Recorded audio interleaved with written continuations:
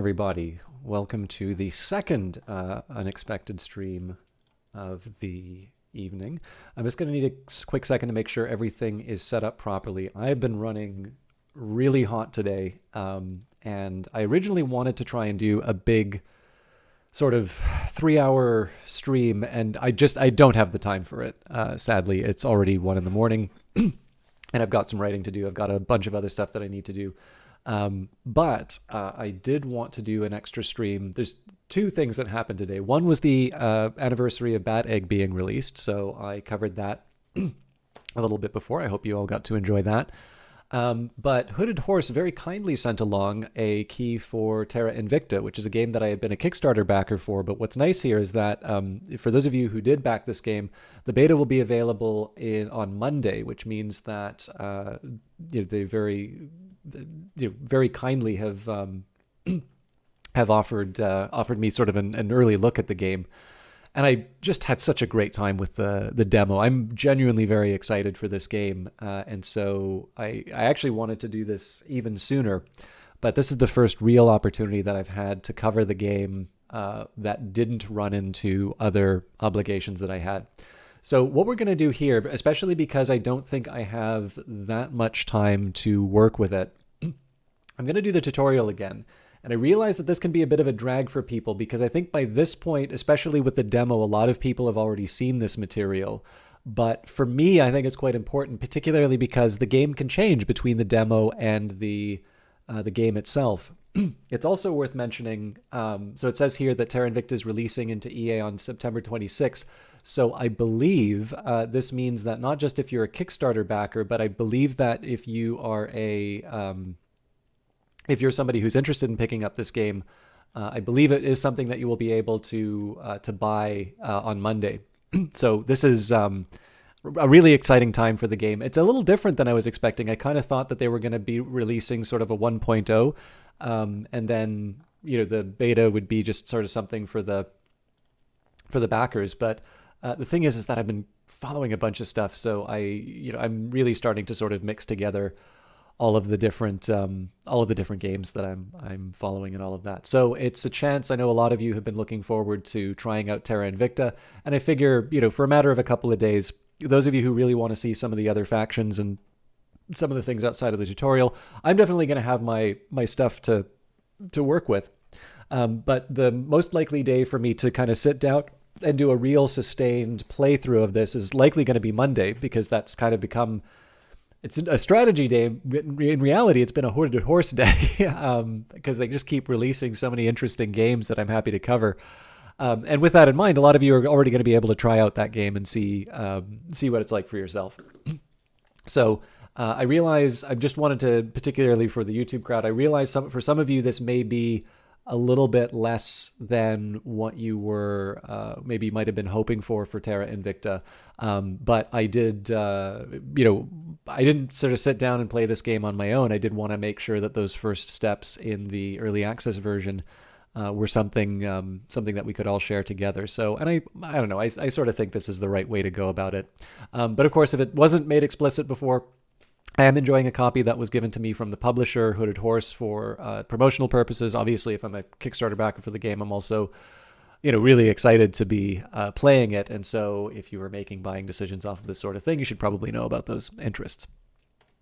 But let's jump into the game. It looks like it's actually doing an update. And we'll see how far we can go. Now, again, just to set the table on... I may need to mess with my sources.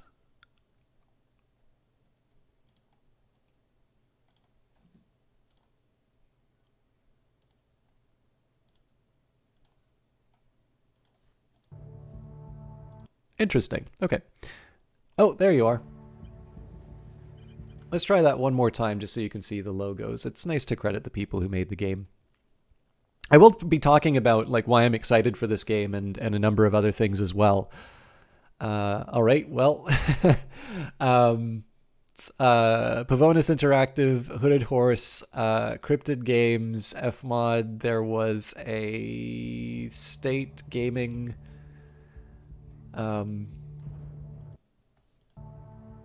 State Gaming credit. Sorry, I don't have it. So I'm going to talk a little bit about what we have here in the main menu. I believe skirmishes will allow you to do the space battles. Now, I really have not done that yet. It's actually one of the big question marks that I have about the game.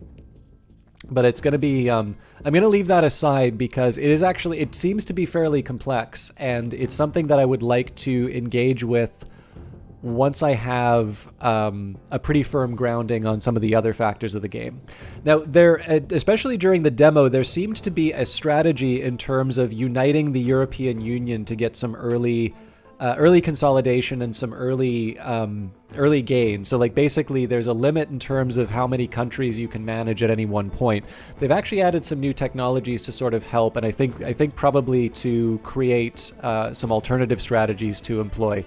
Now the thing is that I know some people are going to want to watch these videos to like find the best way to play Terra Invicta, but I also know there's a number of reasonably well-known content creators who are covering this game as well. And so one of the things for me is I don't necessarily think I learn a whole lot about a game if I'm just sort of doing other people's approach to the game. And when we did the demo, there's actually this fairly effective little system that we had in place for being able to turn North America towards us. And that happens to motivate a couple of ways that I can traverse the technology tree. So just as I figure at the very least, if you're going to be watching on YouTube or something like that, I can let you know ahead of time what my intentions for this particular playthrough are.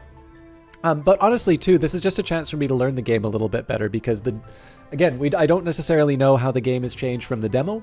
Obviously, we'll have access to some other factions, but it's nice to sort of take a look at the game, see how the developers think about it, to maybe try and work out a bit of a strategy in terms of how we're going to want to approach our defense or maybe our assistance of the conquest of Earth, and we'll see where it takes us.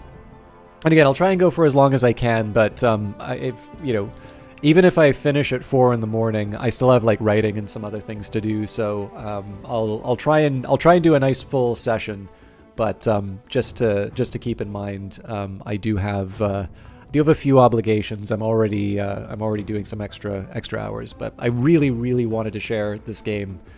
So let's we'll get at least a little bit in. I'm going to talk a bit about the new game options because there are some things that I know. Again, I'm learning this game, but there are also some other things that I know in the game as well. So first of all, how did I learn about this game? Hey, Elgrins, great to see you. I know it's an unusual time for me to be sharing the game, but I can't remember if you were in the channel. I think you did watch when we were playing the Terra Invicta demo. So this is the early access version that's going to be coming out on the 26th, on Monday. So I'm very glad that you're here to watch this. But yeah, so I first found out about this game because I knew a little bit about Pavonis Interactive. These are the people responsible for the Long War mod. And actually, the funny thing is that... oh, that's really cool. Yeah. I like this game a lot, and for maybe some reasons I haven't really watched a whole lot about how the other coverage. I'm just not very it makes me a worse broadcaster, but I don't watch a lot of gaming YouTube. There's just other stuff that I'm doing, so you have to make the time for the things that you value, and sometimes that means giving up on some other stuff that you might watch if you had more time. But even though I've never played Long War, I know that Pavonis Interactive worked on Long War, I believe Long War 2, and were actually invited by Firaxis to do some extra content for XCOM 2. And then I'd found out, I think on their forums, that they were working on what was described as a grand strategy game about the defense of Earth from an alien invasion. And I'm like, okay, I'm really interested in this. So I think there was some suggestion that they were going to be doing a Kickstarter when they felt that it was appropriate. And, I very maybe impatiently waited for it. I didn't write any emails or anything like that about it, but when it came in, what interested me actually was the game looked quite different from what I was expecting when I saw the Kickstarter, but there was definitely something really interesting, and I've been checking in every once in a while when there's updates. I was certainly very happy to do the demo. Hooded Horse also sent a key for the demo there. But I was also delighted to find out that I believe one of the local developers is working on Terra Invicta. I don't want to misattribute the name, but it's always really cool to see, particularly the Canadian developers in anything, but especially when it's somebody local. And I believe they've been involved in the local game dev meetup. It's always really nice to see them move from strength to strength. This is a really cool, both a cool idea for a game, but I actually really like some of the ways that they have followed through on those ideas and implemented things. So you've never watched him before, but you knew the game since I'd played it, and he was watching his playthrough. Mentioned XCOM a lot. Yeah, well, again, that's the background. Pavonis is, I believe, as an entity, has its background in creating mods for XCOM. They may have done other work beforehand, and certainly the individuals attached to the game have credits other than Terra Invicta and XCOM, but I don't know. I don't have like the full pedigree of what's worked on before. But yeah, so this game is essentially about Earth's defense against an alien invasion. But what's the one really interesting twist on this, and I think there's a lot that you can actually draw from, and we'll spend some time discussing this as we play the game, is that rather than it being this catalyst that unites humanity in common defense, a little bit like, again, I don't want to spend the time always talking about XCOM, because even then, like, the most appropriate comparison is not necessarily XCOM. XCOM does have a strategic element to it, but it definitely is in service for that tactical element. But, in the case of XCOM, it's clear that there has been some infrastructure in place to deal with an eventuality like this. Even something like Phoenix Point is, there is an organization, whether it's successful or not, in place to deal with these kinds of crises. But what's interesting about Terra Invicta is it says that there are a number of different reactions to this news. And not only, so you have to convince people that your way is the best way. And what that means is that you have a number of different factions. All of them are going to have some different approaches and different ideas about how to handle. Hey, Rouge Light Girl, great to see you. And again, as a result of this, it leads to, in my opinion, it actually leads to some really interesting sort of mappings in terms of how the game works, to maybe some ideas that are being explored inside of it. And I think for me, what makes this so interesting is that where you'll have a game like Soma, which has got an amazing science fiction story, it takes the time to tell you the story, right? You're sort of taken on this journey. The developer sort of takes you by the hand and gives you an experience that you do have some role in terms of authoring.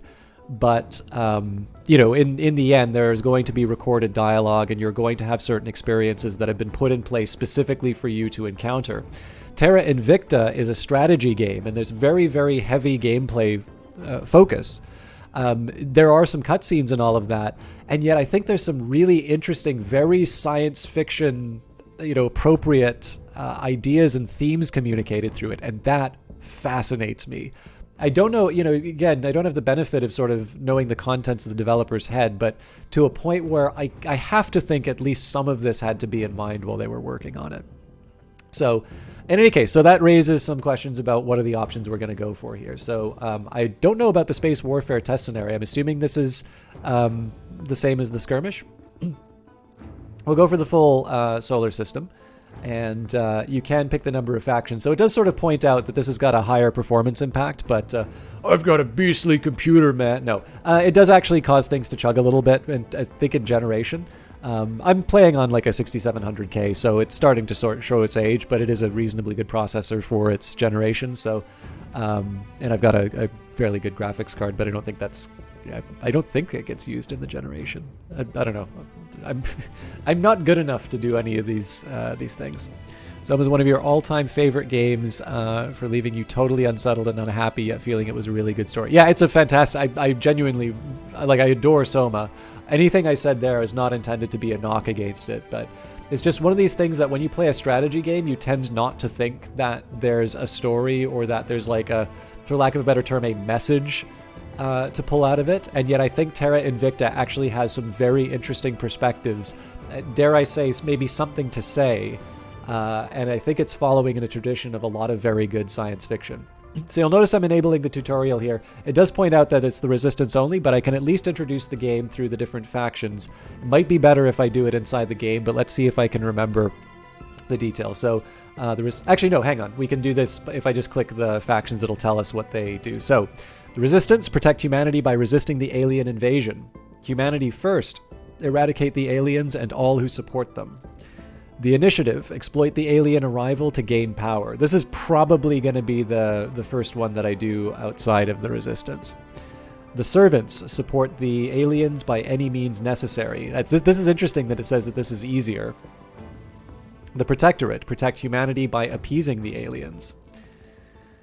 The Academy, convince the aliens that we are equals. Difficult. Although they do start with a fairly strong... They start in a very strong position. I think probably... I make a lot of analogies to Twilight Struggle in this game, and I feel like there are fingerprints of Twilight Struggle in the way that this game works. But I sort of feel that the Academy almost works a bit like the Soviet Union in Twilight Struggle, in that you start with a very big advantage at the start, and what you need to do is you need to leverage that advantage towards a win, because if you just simply let time pass, the game is largely set against you in terms of the natural progression. And finally, Project Exodus, escape the aliens by sending humans to other stars. So again, we're going to go for the Resistance, and that's because it enables the tutorial. I would love to try and do something different than what we did inside of the demo, but honestly, I don't like novelty for novelty's sake. I don't think is necessarily the way to go. I think this is an opportunity for us to really engage with the game and see how Pavonis thinks about its game and how it should be played. Add sufficient propellant available... Oh, sorry. New orgs become available to your faction marketplace every month. They can provide powerful bonuses and new missions to your counselors. Now, I'm actually going to ask a few questions here in terms of background material. I'm probably going to wind up referring to it anyway, but in terms of people, I'll maybe think about science fiction films. Is anybody here familiar with movies like The Day the Earth Stood Still or Arrival? Not The Arrival, Arrival. Using the crackdown mission on a control point will make it much easier to conduct a purge mission on it.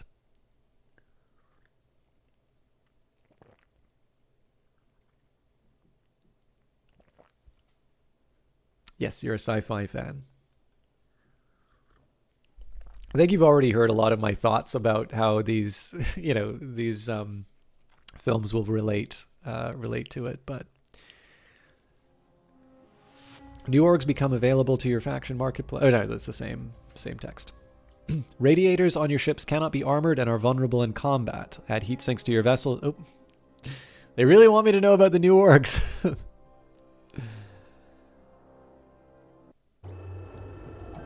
We remember the day the stars answered, the day we learned we were not alone. As a familiar sun rose on an unfamiliar universe, some of us saw wondrous possibility and others existential danger.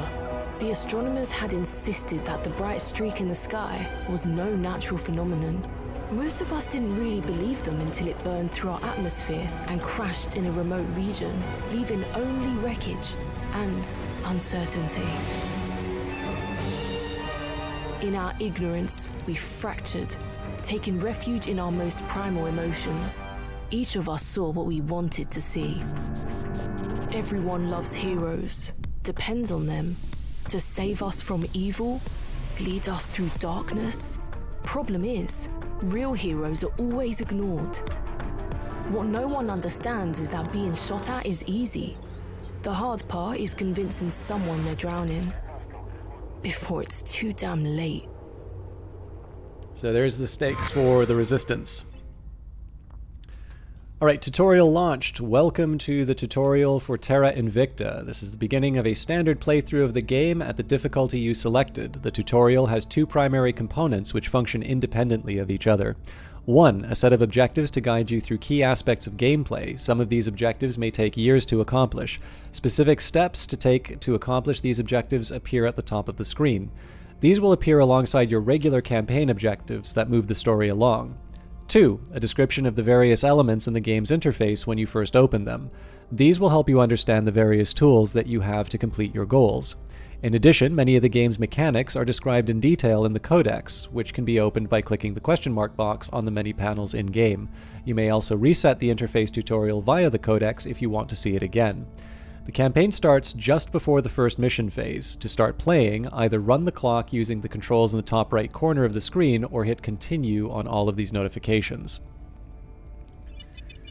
The UFO crashes on Earth. An alien vessel has crashed down in the Novosibirsk region in Russia.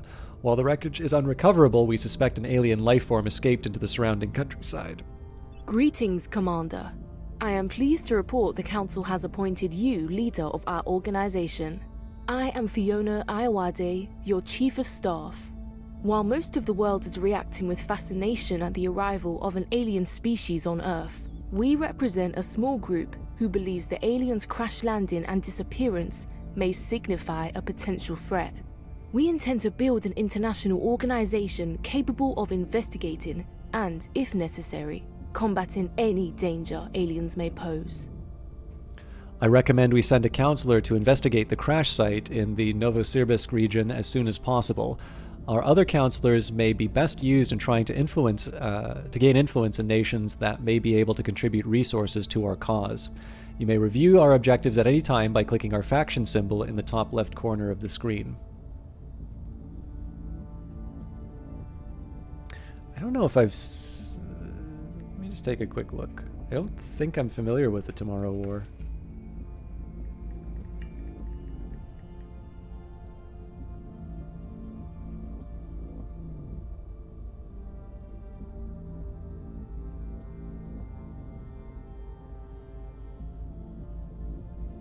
...2021 military action, science fiction action film directed by Chris McKay, written by Zach Dean, starring Chris Pratt. Oh, I might have heard of this one, because this was by Skydance, wasn't it? And this is a Prime... I'd heard that this was a disappointment, actually, so that's kind of neat.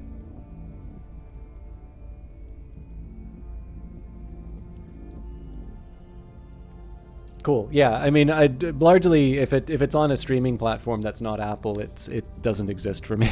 But I do need to keep a little bit better on top of what's going on. So I do want to talk a little bit about the factions, but let's get through the main. Our council is made up of some of the Earth's best and brightest. They are capable, connected, and standing by for your orders. Counselor missions are the primary way to expand your reach on Earth. Twice a month, the game will enter the mission phase, during which all factions will assign their counselors to missions. Missions may target nations, control points, space facilities, and other counselors. Missions will be resolved in a set sequence in the weeks between mission phases. Defensive missions will trigger before missions that are offensive in nature. While some missions are automatically successful, many are contested and require a success roll. After all counselors have been assigned missions, select the Confirm Assignments button. Now again, we have not advanced time yet. We need to cross over into, I believe, September 31st.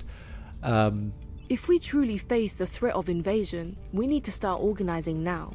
We are going to need global cooperation on a never-before-seen scale. I recommend we start tasking our counselors with gaining support in strategic positions of power across the globe.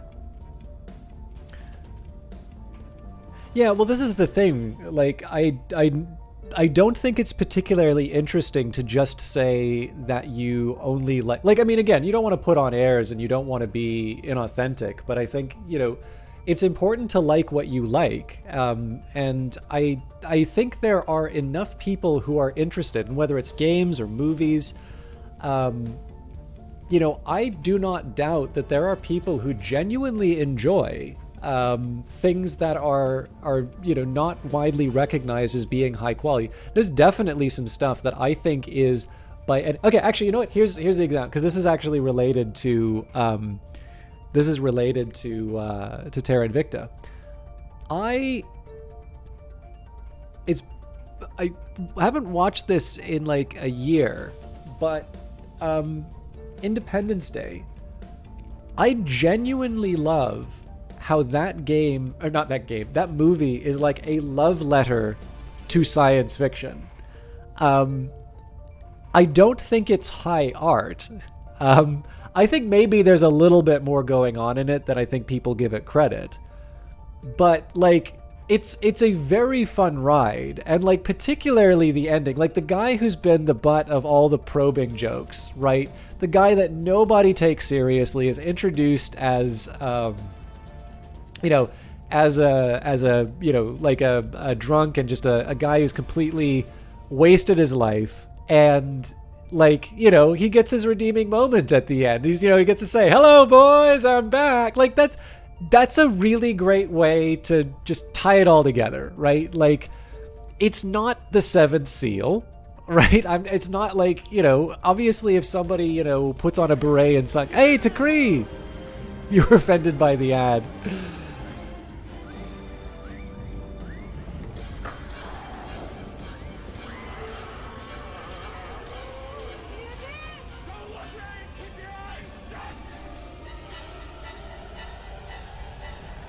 Thank you very much for 1/4 of subscribing to the channel. It's always a delight to see you. I was genuinely, I know I said this on Friday, but I'm genuinely delighted by your comment on the last episode.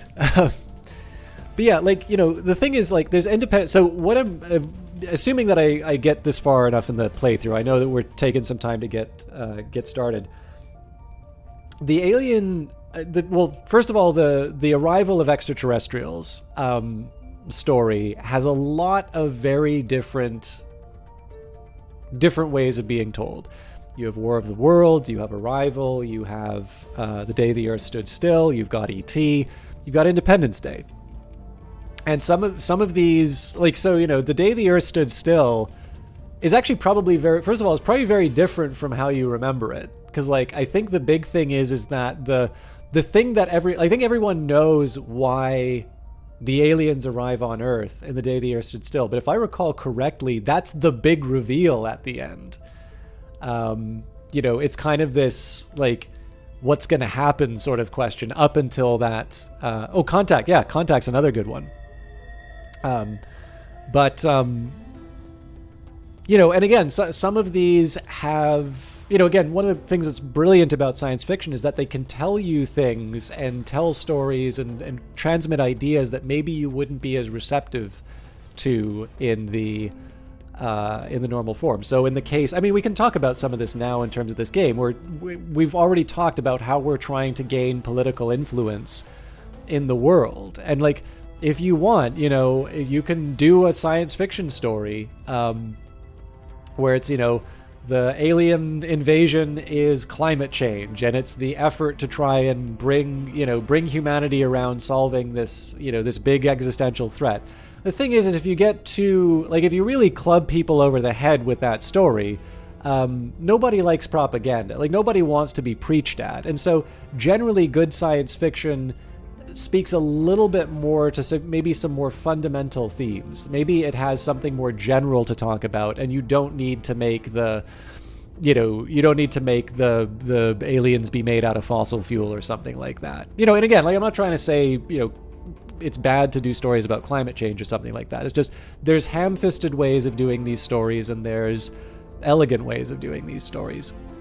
But what I really like about Terra Invicta is how it really plays the, like, building a resistance and organizing, like, all of these factors into a defense of Earth, and just simply not taking the unification of humanity for granted.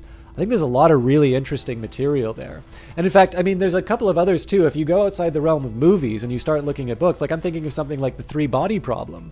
And just the question is, like, what if there's life outside there, out in the universe, and the representative of Earth is someone who's totally fine, in fact, would maybe want to see humanity destroyed. Like, that's not something you normally see, but not everyone on Earth has a a good has a particular fondness for the species. So what if when Klaatu asks the kid, who's the greatest human, and he says Saddam Hussein or something like that, that is climate change is involved in the alien invasion in the Tomorrow War. Oh, that's hilarious. Sorry. Well, again, maybe it's not ham-fisted. I was genuinely trying to just come up with what I thought was like a very like ham-fisted kind of message film that we've kind of had to endure. But yeah, sorry if I like crapped on something that you liked. That was not my intention. But yeah, I mean, we'll talk about this as it goes through in the game. But let's go through the tutorial material. Control points represent key nodes of political and economic power in a nation. They grant access to the nation's resources, control over its funding priorities, and in some cases, command of an army. Each nation has between 1 and 6 control points. The number corresponds with the size of the nation's economy. Initially, all control points are neutral, but expect all factions to target them early in the campaign. Neutral control points may be acquired by the Gain Control Counselor mission, while the Purge mission seizes control points from other factions. Control points in more powerful nations will be harder to acquire in all cases. The rightmost control point in a nation, called the Executive Control Point, also grants access to the Set Policy mission, which allows initiating wars, forming alliances, and similar high-level national actions. Upon successful resolution of a Control Nation mission, you will gain a control point in that nation. Reports are still coming in, but it is clear that an alien object has crashed down on the planet. We should send a counselor to investigate the site as soon as possible. Our first knowledge of the alien arrival came when its spacecraft aerobraked in our upper atmosphere before crashing down in a remote territory and apparently self-destructing. We should send a counselor to the site to learn what we can. Have a counselor conduct the Investigate Alien Activity mission at the crash site. Welcome to Terra Invicta. As you navigate the UI for the first time, helpful tips will appear here. Click on them to receive guidance. Hi, wrong way. Commander, it appears that we have some supporters in South Africa, making it a good target for us to control. This is your main command interface. From here, we can monitor developments across the globe and beyond, send our counselors on missions, direct research and development, and much more. Take some time to familiarize yourself with it. The codex is very helpful, by the way. We're going to spend some time in that. But this top panel shows your current resources and incomes. Hover over each for details. Money, influence, and ops are vital for advancing your goals on Earth. Boost and mission control are for developing your space programs. Research and engineering unlock new technologies and modules for your ships and habitats. Money is used to build components on Earth for our space program, acquire many counselor orgs, conduct certain financially oriented missions, and support our space assets. It is gained from national funding, the spoils priority, orgs, counselor traits, hab modules, and the sale of space resources on Earth. I think that's the same description that's in the codex, actually. Influence represents political capital and the ability to sway institutions and people to pursuing your goals. It is gained from favorable global public opinion about your faction's ideology, orgs, counselor traits, and hab modules. It is also spent on maintaining your control points each month. Ops, or operations, is our ability to conduct small-scale combat and espionage operations. It is primarily gained from orgs, but it can come from counselor traits and certain hab modules in an Earth interface orbit. I was, again, trying to move ahead on gameplay a little bit, but one thing I definitely learned from the demo is that ops are rather difficult to obtain, and I actually think I undervalued orgs for a very long time. And I think ops can be very important depending on some of the actions that you want to take. And I think one of the biggest flaws that I have in my own play with the game is sorry,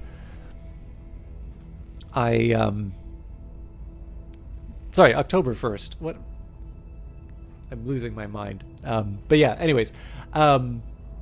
So when it comes to ops, I think the biggest problem that I have is that, like, I probably should get at least one good intelligence agency is probably where that story, that's probably the problem that I run into. Now, I think the other problem I have is that given the countries that I try and take, the particular organizations may be very strong, but they are,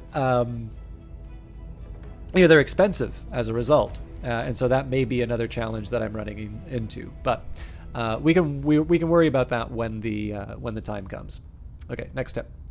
Boost. Each point of boost represents the capability to move 10 metric tons of material from Earth's surface to low Earth orbit via rocket launches and other conveyances. Boost can also deliver items to more distant destinations at a significant penalty. It is primarily generated from nations with a space program, but can also come from orgs. The mission control resource accounts for all staff and technical apparatus required to support our operations in space. Insufficient mission control makes it much easier for other factions to seize our space assets, and it makes accidents far more likely. We may not build or acquire new HABs or ships if we do not have any mission control available. Excess mission control is converted to research and money.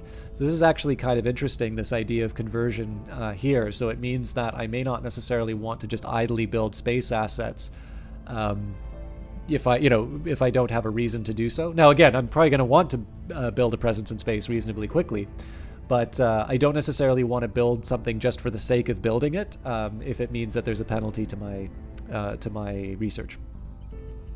Research represents the efforts of our scientists and engineers. Unlike other resources, it is not accumulated, but immediately distributed according to our research priorities, which are divided between global investigations into new principles and technologies, and private engineering projects that only benefit our faction.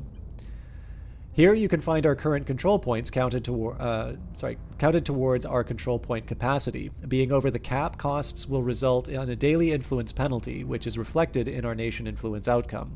Enemy missions targeting our control points will receive a bonus. We may abandon control points to reduce the cost of research projects may abandon control points to reduce this cost or research projects to increase our cap. I don't believe this was in the demo, but there is now actually a project that will give you, I believe it is a temporary bonus to your cap.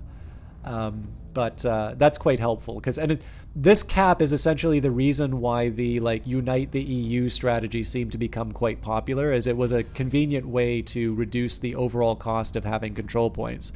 But what it sort of meant was that people kind of kept playing the same thing, and it wasn't, I don't know, I think generally, again, I don't mean to speak for developers because I'm not one, and I'm really not in a position to, to be making these, big statements. But I have a feeling that generally if developers see people do the exact same strategy in their game all the time, that this is usually different from what they intend, and that chances are that will be sort of the source of some reflection and maybe some adjustment to try and make the game a little more balanced. Although again, I know balance is something of a loaded term. And again, this is just me offering opinions, not I don't want to suggest that as I don't want to suggest that as like a hard and fast rule, but I sort of get the impression that it's not. It's generally something that people avoid in strategy games. All right, Earth View. This panel contains shortcuts to locations and management screens for Terra Invicta. Clicking here will focus the camera on Earth and activate the political overlay showing national borders, armies, and alien-related phenomena. Clicking here will bring the camera view to the solar system. Your counselors are your chief agents on Earth and later throughout the solar system. By going on missions, they can rally nations to your cause, hunt for aliens, or interfere with the operations of other factions. You can manage and recruit counselors here. The Nations panel puts all nation data in one place. You can also assign priorities to your control points here. Influencing the nations of Earth is one of the main ways of establishing geopolitical dominance with your faction. View details on any nation by clicking here. View details on your and other faction space stations and surface bases in the Habitats HABs module. You can also order construction of modules for your existing HABs. The Fleets panel is where you view all discovered fleets as well as design new ships and manage ship construction. Research is vital to progressing in Terra Invicta. View and manage your faction's research priorities here, as well as any contributions to collective global research projects. The Intel panel is a collection of data that you have discovered about aliens, other factions, activity on Earth, and any space bodies in the solar system. Check back frequently to assess your faction's current knowledge and to help make better decisions. Cycle through the different nation color filters of Earth here. So we can go by nations, population, per capita GDP, control points, military tech level, boost income, unrest, faction popularity, faction control, terrain, and I generally stick on the nations panel, but it can be helpful. So, perhaps unsurprising, the United States has got a good space program. I believe this is an American territory as well. Yeah. So you'd expect Russia to have it as well. China's got a reasonably good one. So, generally you're going to see a lot of green and a lot of red, but there are a couple of countries, like you say, in Japan. Actually, I'm a little surprised here in terms of Canada, because we do have a space agency. We do have people who've gone up into space. However, it is also fair to say that I don't think we necessarily concern ourselves with conveyance. I think we tend to just develop other technologies to go up into space. So I could also maybe see why it's specifically boost income is not recorded there. And again, I'm not trying to defend my beloved nation for its representation in the game, but there is actually a Canadian space program which is reasonably well involved in a lot of the international efforts. But I don't think it's related to launching rockets, though. I think we generally let the Americans do that. All right, Finder Panel. This is the Finder Panel. It is a reference list of all councilors, habs, armies, and fleets that your faction controls. Click on any object in the list to center your camera view there. You can also filter the list with buttons on the top of the panel. Game time settings. Pause and unpause the game here, as well as adjust the game speed. At times, the game will remain paused until you address an urgent matter. Finally, view objectives. The objectives panel, reachable by clicking your faction symbol, tracks all of your current and completed objectives here. These are necessary to advance the storyline and discover what is behind the alien arrival in our solar system. The tutorial also includes an extra series of objectives to guide you in performing basic actions in Terra Invicta. Select this button to check your current objectives. I will do that in a little bit, but I want to try and run through this. So, if I remember correctly, South Korea launched a satellite with domestic technology last year, and then the devs put a launch facility there in the game. So Canada can get a rocket up there in 2 days before the game launches. That's actually really cool that they updated it. I also noticed, I may be mistaken, but it feels that the Russian forces are considerably weaker in Ukraine. But I was actually kind of surprised that they included the conflict, because that was, with the demo, that was actually fairly recent news. So I do like the fact that they've kept on top of things. I've always wondered when it comes to things like, I mean, we can talk a little bit about these... We can talk a little bit about some of these settings. So, was it polarization? There was... No. Yeah, here we go. The government styles. I always wondered if this was based off of something like the Freedom House indices. So it'd be kind of neat. I hope they do some interviews and such of the different... just in terms of how some of this stuff got built, because obviously this is a pretty complex simulation that they've got here. Like, they've put in a lot of detail, and it does seem to line up with a lot of sort of, social science research that's been done on this. So, is it the EIU's Democracy Index? Okay, I'm more familiar with Freedom House, but yeah, again, I would assume that it's, I would assume that most of this stuff is sort of based off of some kind of academic or sort of think tank. But anyway, sorry, I got to move on. So we will check our objectives, but I want to get through the tooltip first. Okay, there we go. So assign counselors to missions. Counselor missions are the primary way to expand your reach on Earth. Twice a month, the game will enter the mission phase, during which all factions will assign their counselors to missions. Missions may target nations, control points, space facilities, and other counselors. Missions will be resolved in a set sequence in the weeks between mission phases. Defensive missions will trigger before missions that are offensive in nature. While some missions are automatically successful, many are contested and require a success roll. Run the game clock forward until the next mission phase triggers, then select one of your counselors on the Earth's geoscape, select a mission to perform, and click on the appropriate target in the geoscape. If the mission is contested, you may spend resources to improve your chances of success using the slider. After all the counselors have been assigned missions, select the Confirm Assignments button. and then take a control point of a nation. Control points represent key nodes of political and economic power in a nation. They grant access to the nation's resources, control over its funding priorities, and in some cases, command of an army.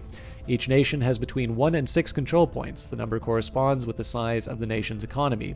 Initially, all control points are neutral, but expect all factions to target them early in the campaign. Neutral control points may be acquired by the Gain Control Counselor mission, while the Purge mission seizes all control points from other factions. Sorry, seizes control points, not all control. I was going to say Purge has gotten a lot more powerful if that's happened. Control points in more powerful nations will be harder to acquire in all cases. The rightmost control point in a nation, called the Executive Control Point, also grants access to the Set Policy mission, which allows initiating wars, forming alliances, and similar high-level national actions. Send a counselor to a nation you wish to gain a foothold in, and select the Control Nation mission. Upon successful resolution of a Control Nation mission, you will gain a control point in that nation. Right now, our campaign objective is to investigate the alien crash. Our first knowledge of an alien arrival came when the spacecraft air braked in our upper atmosphere before crashing down in remote territory and apparently self-destructing. We should send a counselor to the site and learn what we can. Have a counselor conduct the investigate alien activity mission at the crash site. And then general objectives: control Earth's nations. Amid the uncertainty about the arrival of the aliens, we have an opportunity to establish ourselves as an important power on the global stage. We must connect with like-minded officials in government and industry and begin quietly marshaling Earth's resources to address whatever plans the aliens may have. We must become the power behind the throne in many of Earth's nations to build an international alliance that will advance our objectives. To that end, our first priority should be to send counselors to gain control of points in nations with strong economies, militaries, and research and space programs, and initiating public campaigns where necessary to sway the public to our cause. Much of Earth's economy is wasted on spoils, people enriching themselves at others' expense. With sufficient control, we can reorient those nations to serve more productive ends. We are aware of other transnational groups like ours forming, and it may become necessary to oppose them directly if they turn too many nations to their ideology. Have your counselors conduct Control Nation, Purge, Coup, and Unrest missions to gain control points in Earth's nations. If necessary, employ armies to invade enemy nations and impose regimes allied to our cause. Set the priorities of those nations to develop space and research programs, improve stability and economic output, and to field defenses against our rivals. Industrialize space. The alien arrival via small spacecraft, along with the additional sightings of suspected alien craft in our solar system, tell us that the coming conflicts will depend on space power, of which Earth has almost none. Using what national and private resources we can align to our cause, we should develop an industrial base away from Earth, stations and eventually bases that contribute to the construction of a war fleet. Stockpile the boost and mission control resources and use them to construct and manage industrial and research hubs in locations our current technology allows. And finally, build the council. Our counselors form the backbone of our efforts on Earth. We must recruit a diverse, influential, and loyal group of supporters to accomplish missions around the world. Counselors with high persuasion and the Control Nation mission will be particularly useful early in our campaign. Spend influence to recruit counselors with attributes and missions that best advance our cause. Acquire orgs that improve their capabilities. So, one of the first decisions I want to make here actually is what do I do with the council? So right now I've got 2 counselors, and there is an argument to try and add another one because, of course, if I have 3 counselors to work early on, that just gives me an earlier move. So let's say I have 2 people that I can use to control a site. That just means that I'm expanding all the faster earlier on in the game. And I do want to talk a little bit about the strategy I'm going to employ in terms of taking on certain locations. Oops, sorry, didn't want to go to space. But let's see what options we have for hiring first, because or recruiting. It may be that there's not. Wow, they gave me a 0 loyalty. Jesus. All right. Celebrity would be a good one.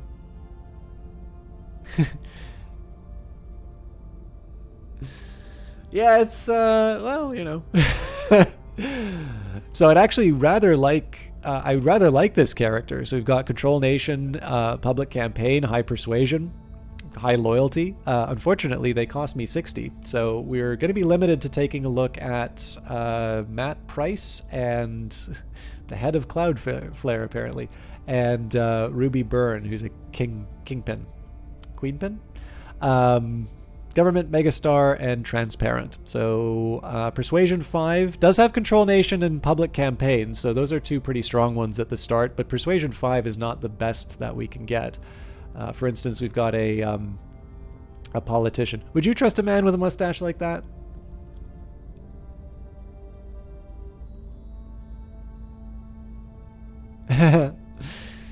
Yeah, honestly, I tend not to kick counselors. So I generally wind up stuck with whatever I start with. Anyways, we'll see where it goes. But yeah, so I do kind of like this. I do like the fact that we've got somebody with public campaign.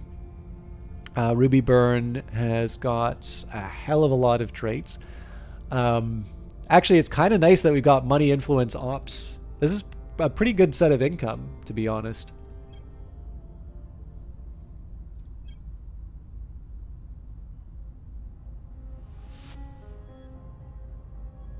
I just don't like the fact that I don't have public campaign. So let me just see.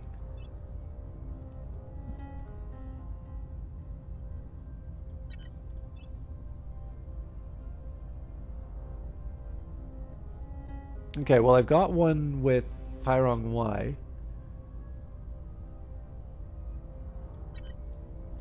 I think I am going to bring in the Kingpin.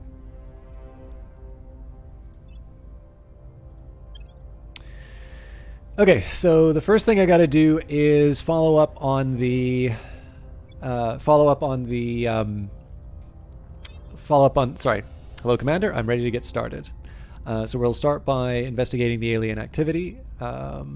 Is that Nancy? Well, one persuasion. That's the best person to send. On the way to the target site. Your orders? Yeah, neither of the other two Standing by can. for orders. Neither of the other two can focus on this. So, like I said, there's. Yeah, I will get to orgs in a minute, but I wanted to talk a little bit about where we're heading on these. One of the other things is for orgs, I'm really bad at keeping on top of my ops, so I wanted to sort of have a special time to set aside and work out a game plan here. But one of the things I wanted to talk about first was, again, at least from the demo, it seemed like everybody really liked blobbing the EU. I know that's an option. I'm not taking it. What I would like to try and do, though, is do the thing that I did earlier in the demo, and this actually seemed to be pretty effective for us. We seem to be able to get the U.S. by sort of moving up through Central America, and then we took Canada and went through. Now, part of this was relying on the fact that we were able to generate a whole lot of influence very quickly. Generate a lot of influence quite quickly. And I think I'd kind of like to try this approach again. But again, I suspect what's going to happen here is we're going to need to move up through Mexico. Mexico itself is probably going to be something of a hard target. And one of the things that enabled us to do that was we had someone working for a very long time to sort of persuade the United States. And then we just kind of kept, swinging at these low percentage opportunities and just kind of hoping that we'd get lucky. So whether that's a smart thing to do, again, I'm not 100% sure on. But before we do any other augmentation to our counselors, let's just at your service. See what our chances are if we were to try and do a similar strategy to that. So 86% chance here. That's neighboring Mexico, so that's a good one here. We've got a cluster of other locations. And again, we may want to just take some of these other areas in Central America because it's an opportunity for me to, get some kind of an income. Although, again, there's going to be a bit of a liability in terms of having too many control points. But again, we can disable those a little bit later. So we're looking at about the 80s in terms of Central America if we want to follow the same approach. And then for Ruby, again, they don't look to be that different, so I would expect similar numbers. It's a little less exciting for Ruby. Now, just to be clear here, like one thing you may want to consider in a broader not Italy. One thing you may want to consider is to take a look at faction popularity. And maybe we'd want to take a look for, I believe it's purple. So they said South Africa was a reasonably good location for us. So, another thing that we might want to say is like, okay, well, it looks like we've got something of a toehold in, not fully sub-Saharan Africa. It actually looks like quite a bit of initiative territory there. Actually, also purple's, yeah, that's the servants. That's like the opposite of us. So yeah, I'll be honest with you. The color scheme doesn't 100%. Like I think if I was the Academy, I'd sort of be able to read this really well, but I personally haven't relied on this too much. The other practical question is like, say it's like, okay, so we do have something in South Africa. That's, not nothing, but like, okay, so what if we wanted to get some like boost? Like, where's our closest boost? It was like, okay, well, we can't really count on any of that, right? So again, just because the United States is so good at everything, we're gonna sort of try and work our way up. So,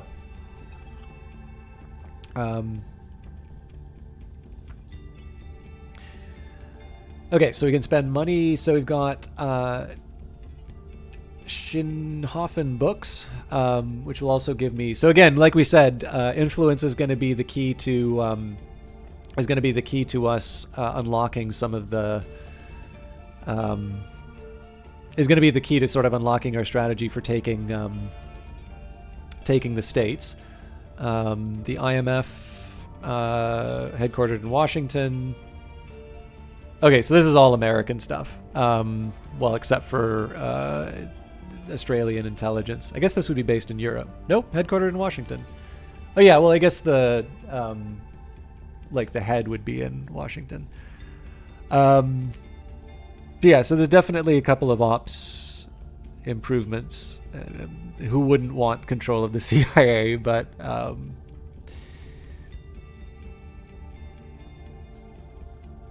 400. Yeah, I've got an idea of roughly how we're going to approach this. But yeah, as I think it was Rusfra Soul said, there is a. Sorry, I just got to spike a bot.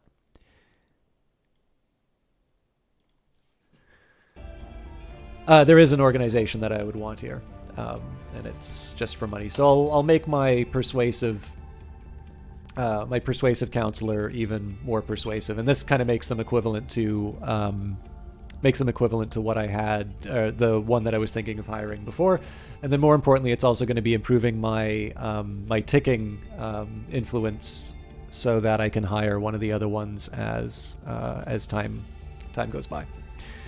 We've completed a managing orgs objective. Unpurchased orgs will sometimes be made available to other factions after a certain period. You may also develop orgs via faction projects and transfer orgs between counselors at a small cost. Okay. So let's take my less persuasive counselor and get them working on an easier target. And again, ideally it's going to be some. Okay, actually, sorry, I should talk a little bit about how this works in the Codex. So there's a lot of different missions that you can do inside of this game, but probably the one, and I mean the tutorial tells you, right, that you're generally going to be wanting to do control early. But what's really nice about the way that this game works, and again, I've talked a little bit before about how a lot of this seems to sort of bear the fingerprints of Twilight Struggle a little bit. Again, I never like sort of saying it's like, oh yes, it's the Twilight Struggle of video games, or board games, I guess. But again, it's kind of, I think I would not surprise me to know that this is at least something that people had played and thought did a good system of sort of. I mean, Twilight Struggle is entirely about influence and sort of not necessarily fighting a war through military means, although there are, there's conflicts with Israel, there's Afghanistan, there's Vietnam, there's definitely hot wars in Twilight Struggle because there were hot wars in history, but there's no like invade the USSR event. So in this case here, it'll tell you, what's really nice about this game is that while it can be very complex, it will actually sort of tell you the different levers in terms of controlling certain outcomes. So for a control nation, attacking modifiers, persuasion, popular support, influence spent, control in larger allies, federation, control points in neighbors, and bureaucracy control point. And then the defending modifiers are the size of the national economy and control points in rivals. So essentially here, the reason why the United States is so difficult to take over is because it's a huge and powerful nation. And, we're right now just the same as like Rand or, any think tank is probably going to wield more influence than the resistance right now. And so we need to work our way up to be able to sort of have some of the levers of power inside of the United States. So what we're going to be focusing on are these various attacking modifiers. Persuasion is something that I control directly with my counselors. Popular support is something that I will control through one of the abilities. It's the reason why I felt okay when I found out that Hyrong had the public campaign option. And in fact, it's a way that I can convert money into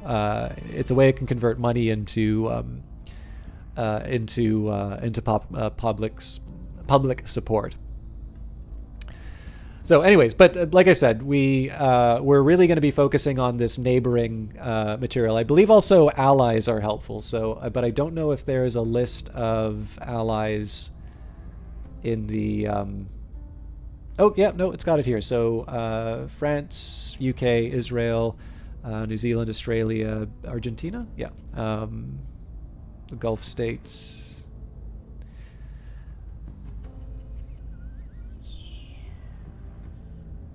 Portugal, there's a lot of allies. So this is the problem here, right? Is I'm not going to sit down and meditate on every single one of these flags. Usually I just go for proximity.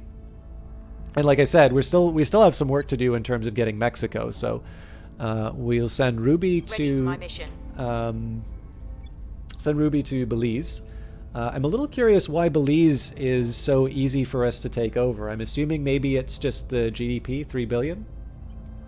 But 82% chance there, so we'll run them in. For my mission. And then for Hyrong Y, again, similar story. 77% in Guatemala is something I'm willing to roll the dice on. The 80s are even nicer, but I think this is something I'm willing to work with. Control. I'm going to assume that Cuba is probably not going to be that persuasive for the United States. So there we go. Objective complete. We have completed the assigned counselors to missions objective. You will be able to assign your counselors to new missions at the beginning of each mission phase, which occurs weekly and will slow down to twice per month as the game progresses. You may want to increase the game speed using the controls in the top Our right. researchers are asking for your guidance in directing their efforts.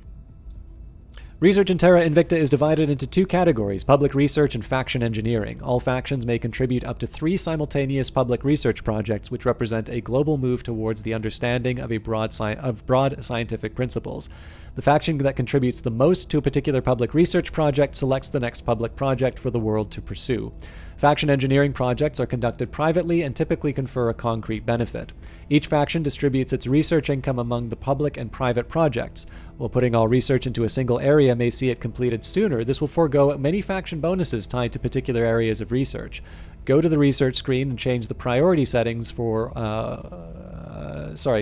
one of the public research or faction engineering projects by clicking on the cycler for a technology or project that you wish to complete. So let's go take me there. Oh, nope, that's the resistance objectives. So there we go. So I'm just going to cycle through this. Now, I suppose this may not be the best way for me to think about it, but I'll kind of explain why I'm going to be approaching technology the way that I am in this. Let me just get past the screen, though. We have completed the SETA research priority objective. Contributing to global tech research will increase your chances of unlocking private faction projects to research. Certain hab modules and orgs will allow you to pursue multiple private projects at once. Now, one thing I wanted to say, I actually really like... Oh, no, we're going to pause for a second. I actually really like the way that they do the priorities. So it's kind of like you can say everything is a priority, so nothing's a priority. So even if I say all 3 are here, I'm contributing 25% to everything. So I don't want to do that. I want to completely abandon research on any of these. So one of the things is that right now the resistance doesn't really have a very strong base for science. I don't know if we have a way of reading I don't know if we get a particular bonus. Sorry, I'm reading the text while I'm saying it. I don't know if we have a way of seeing the rate at which rival organizations generate science other than just seeing this number here. But my feeling is that we are definitely dominated by other factions in terms of research, and so it may make some sense in terms of, maybe I want to see certain technologies available sooner than others. But unless we're the one setting the research agenda, all we're really, in my view, all we're really doing is hastening the selection for a rival to pick a new technology. And because I know I'm going to develop to a power that can set the research agenda, it's possible. I never really got to a point where I can see it. I'm more referring kind of to the base level. I should maybe just say here there are some technology, or not technologies. There's some actions that allow you to investigate other counselors, and then you can also form deals with different factions and all of that. This is obviously for the benefit of anybody who hasn't played the game before. A lot of the stuff that I'm talking about is just in terms of what I immediately have access to now. But in any case, because my feeling generally is that we're not able to beat other people at this. I mean, we do have a couple of things where we've got a bonus, but I don't think, with 1.3, I don't think we're going to be beating the others to the race. I'm really just going to focus on audience research for now. I can change the project. I think we would lose a little bit of tempo, but management research, by the way, I don't know if this was in the demo. But this is the tech I was talking about before. So provides a small bonus to our capacity to manage control points without paying an influence maintenance cost. So this is actually not a bad default one to go for, because again, if I'm going to take the United States, I'm definitely going to be feeling the pinch in terms of my my limit on control points. But it is also 1,000 compared to these others, which are 100. So I don't necessarily want to. I don't want to over focus on this either. Anyways, so we are going to be focusing on, when we can, we will be focusing on global research. And in fact, one thing that I'm going to try and do, I took a little bit of a look. There's a big tech tree in this game. May have to view the full tree, but I know that causes a little bit of a delay.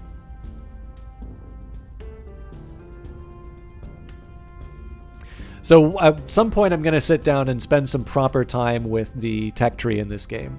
But one of the paths that I'm definitely interested in following, so first of all we've got We Are Not Alone, and then we take Arrival Domestic Politics, Arrival International Relations. This would move us to Unity Movements. Unity Movements will eventually lead to, where is it? Well, Great Nations, but I don't think that was the one. Or, no, hang on, it is.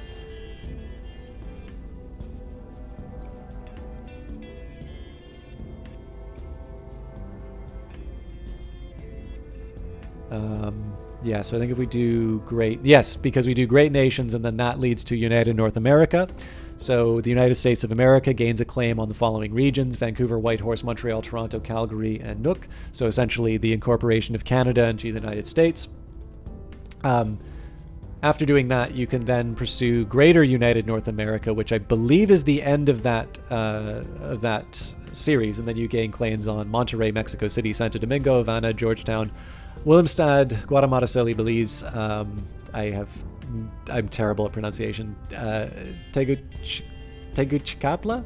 Anyway, San Salvador, Managua, San Jose, and Panama City.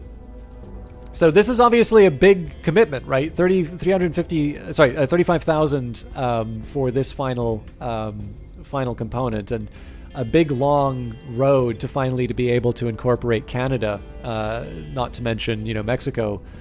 But it is kind of an interesting ambition to move towards, given that we've already sort of committed that I wanted to try something that I did from the demo, which is to be able to get a strong base in North America. And obviously the reason why I want to do that is because that will free up control points, and I could try and bring along a China or a Europe. I suspect Europe will probably be well occupied by the time that we achieve that, but it's for me, even if it's a dumb strategy, it's nice to be able to have a strategy and say, this is what I'm moving towards. Because then you can say, did it turn out the way that I wanted?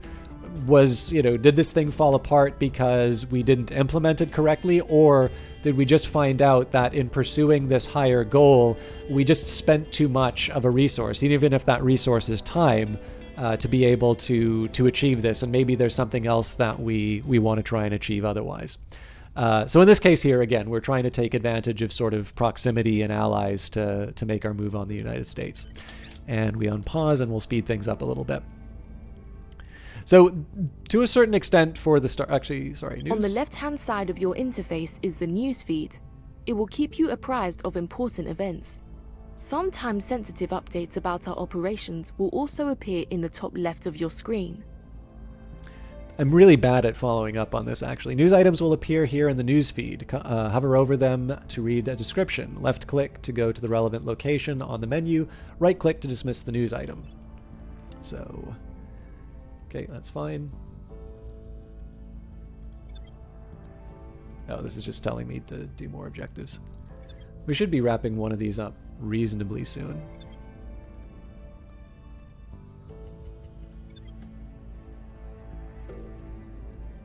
Operations Section reports. UN Security Council meets. The UN Security Council has met to discuss the alien arrival. Unfortunately, the hoped-for show of international unity did not materialize, with China, Russia, and the United States accusing each other of hiding knowledge about the alien crash and preventing full access to the site.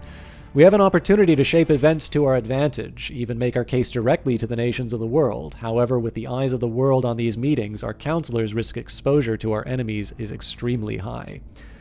So in this case, we will deliver our manifesto to the world. So there are, again, there's trade-offs to all of these things. Remain in the shadows, nothing happens. We can quietly steer support to the resistance. Triggers the following effects. Grants a small public opinion boost for the resistance around the world, and information about the resistance will be exposed to our enemies. Or deliver our manifesto to the world. That gives us 50 influence, grants public opinion boost for the resistance around the world, and a great amount of information about the resistance will be exposed to our enemies. But in this case here, especially because we want to be recruiting some more counselors and just generally gaining an idea about different tasks that we can perform, that 50 influence would be the sort of thing that allows me to get a fourth counselor and to really start implementing my strategy. So we will deliver the manifesto to the world. Every circumstance is an opportunity.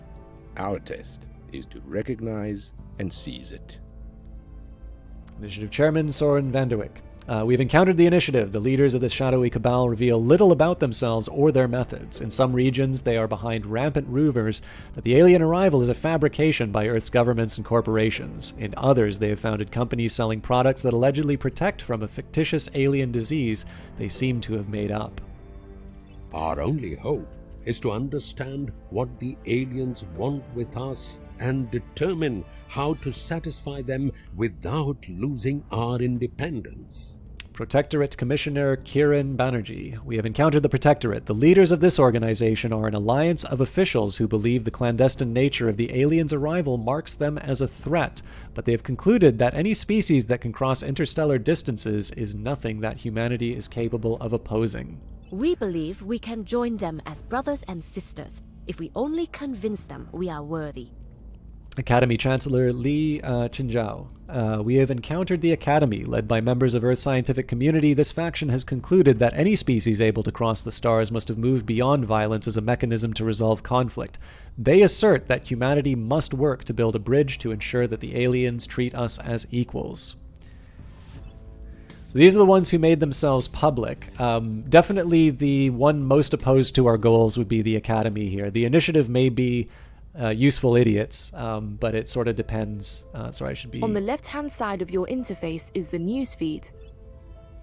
Let's clear out what we can get here. Resistance launched a full public relations campaign at a contentious UN Security Council meeting. We have encountered the Academy. Oh, there we go. So this is the Intel stream. So we don't know about Humanity First yet. I always found Humanity First to be a really interesting concept for the... I'm actually just going to pause for a second here.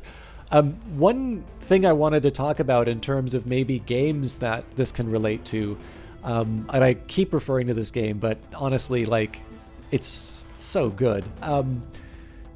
Sid Meier's Alpha Centauri, and also to a certain extent, Civilization Beyond Earth followed along similar ideas. But what made Alpha Centauri so special was that it divided humanity across ideology, and that led to some very interesting personalities and characters, as well as some just interesting ideas. I mean, some of the most interesting quotes from the game don't necessarily come from the philosophy that it's quoting, but from the write-ups of the private works of all of these different characters. These factions remind you a lot of Elvis. Yeah, Dr. Zayas. Sorry. I'm thinking of the Simpsons musical as soon as I see that. I did a Troy stream called Rock Me Menelaus, so I'm sorry, I cannot help but reference.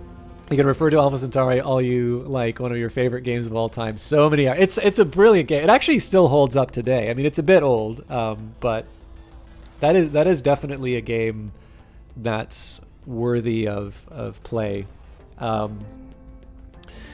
But the thing that interests me so much about Humanity First, right, and like you can just see any one of these factions, you could wind up, kind of writing this fascinating little fanfic about it, or these after-action reports sort of talking about what's going on behind the scenes. But there's this fascinating difference between Humanity First and the Resistance, because to a certain extent, you might think that these are natural allies, and yet the idea of Humanity First is not just that the aliens are a threat, but humans that do not necessarily agree with their ideology are also considered a threat. So is this necessarily a faction you would consider to be Humanity First, right? It actually seems that there's a large group of humanity that they don't necessarily consider to be legitimate.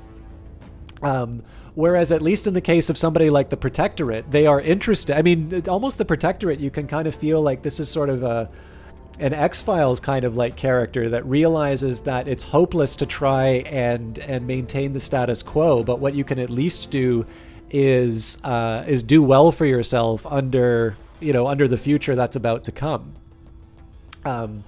So, again, like this kind of comes back to what we were talking about before, is that when you do the arrival of the aliens kind of a story, it is not necessarily the case that humanity sort of bands together as one. And that can be the big reveal at the end, or it can be the question at the end. I'm thinking of The Day the Earth Stood Still, which definitely leaves the answer to the question kind of open for the viewer.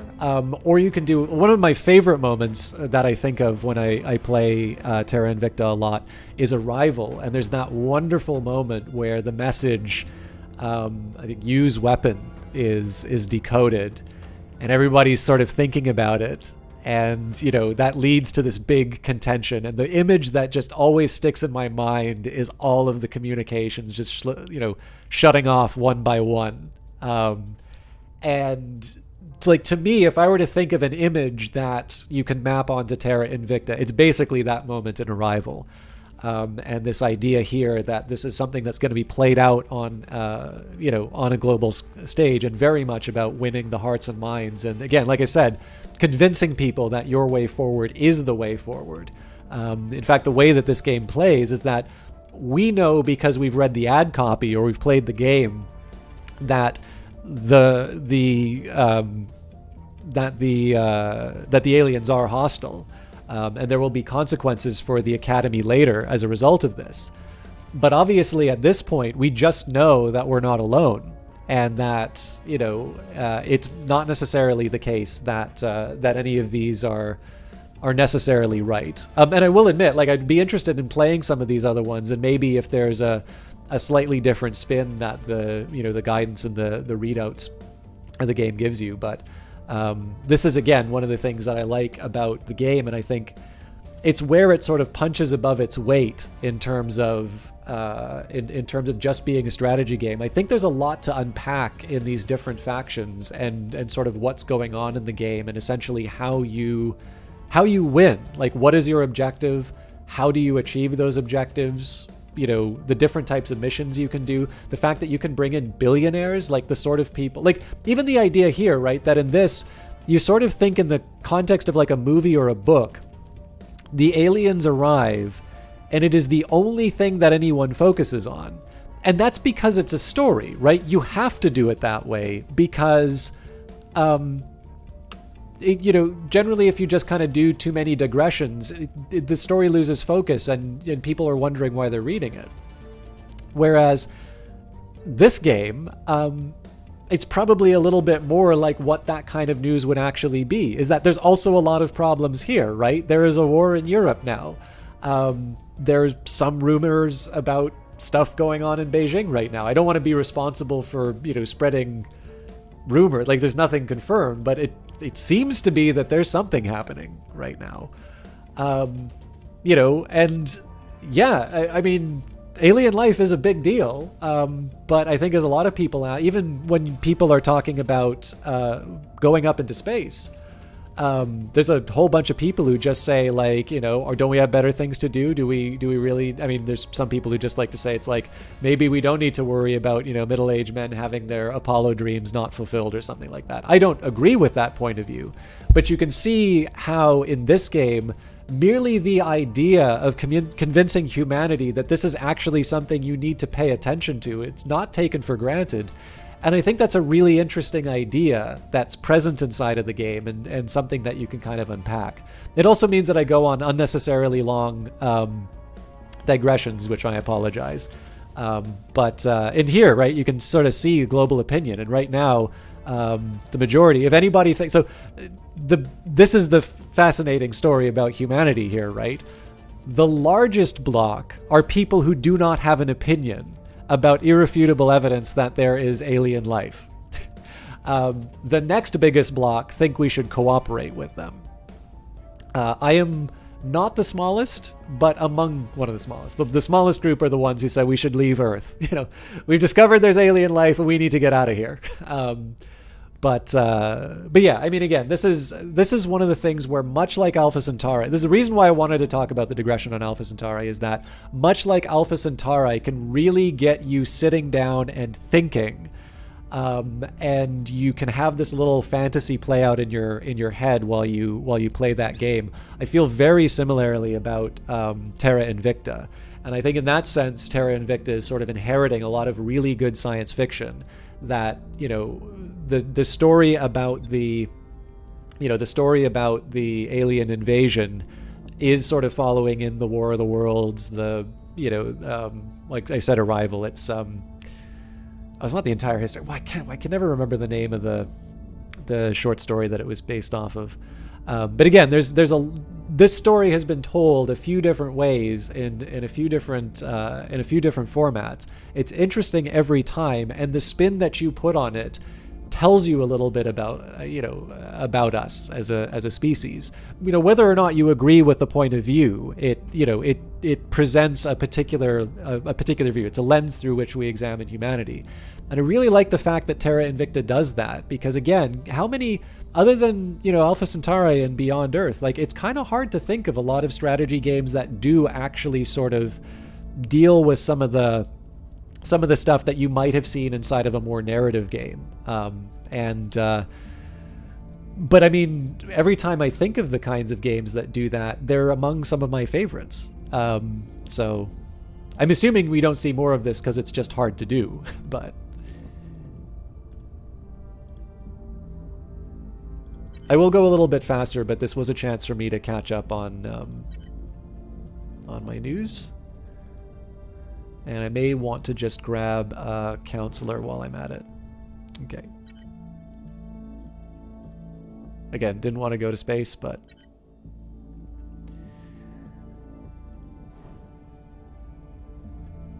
Okay, so while we are... Oh, I can speed up to 3 again.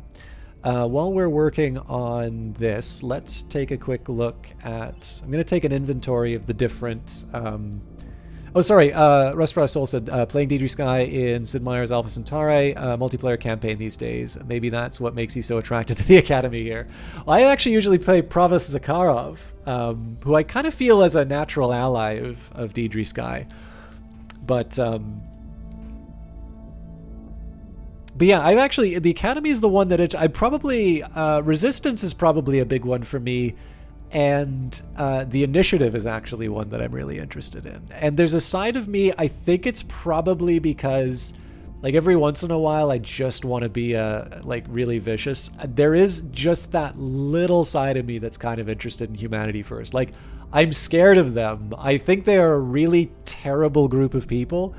But, you know, it's the same reason you kind of, like, get interested in the bad guys in movies, too. So, one, humanity. The growing realization that we are not the sole sapient species in the universe is causing many to see their fellow humans in a new light, leading to hopes that we can overcome our capacity for strife to address the alien arrival as one people.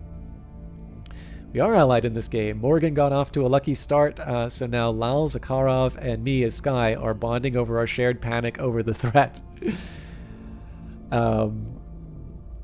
Yeah, it's funny because, like, I didn't necessarily, like, I didn't have any problem with Morgan, but inevitably because I did not become, you know, like a Friedmanite or monetarist, I guess.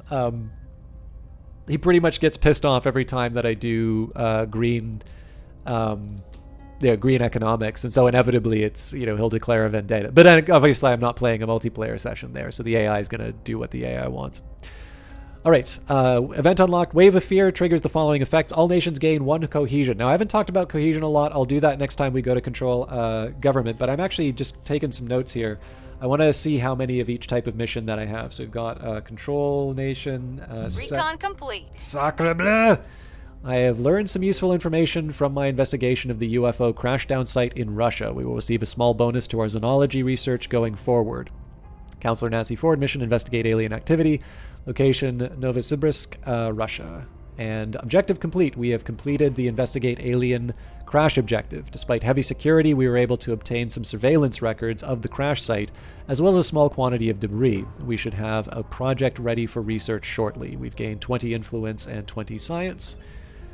Our counselor was able to obtain some surveillance recordings from the alien crash site. Our researchers should analyze it as soon as possible. When it becomes available, complete the alien signatures project. So, nope.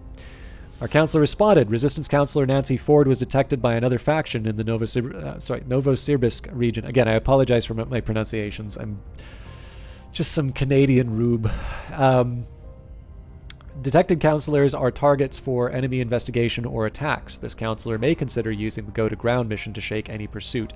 Future notifications like this will only appear in the notification queue on the left-hand side of the screen. So yeah, I'm sorry, I'm going to pause for a second here just because there's going to be a lot of activity coming up, and I do want to get a quick inventory of what I've got. So, control nation. So there's a few that you have to have, in my opinion. So control nation, set national policy. Like, these are the ways that you can't really get off the ground if you don't. Well, set national policy becomes important later, but I've got advise, sabotage project. I think I just put down a note for sabotage, but I would probably want to do. I don't think I even wrote steel project. No, there it is. Go to ground. I feel like that's always available. So I won't worry about that. Contact, orbit, deorbit, transfer, control, space, asset, probably. Yeah.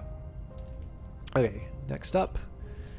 So 2 control nations. Crackdown's another important one, as is Purge. So we've got those covered. Coup d'etat.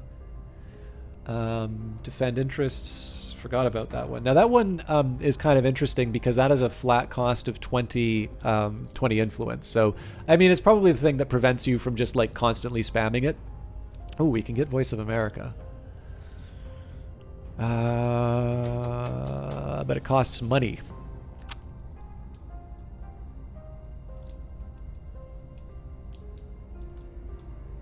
So I'm interested, but maybe not interested now.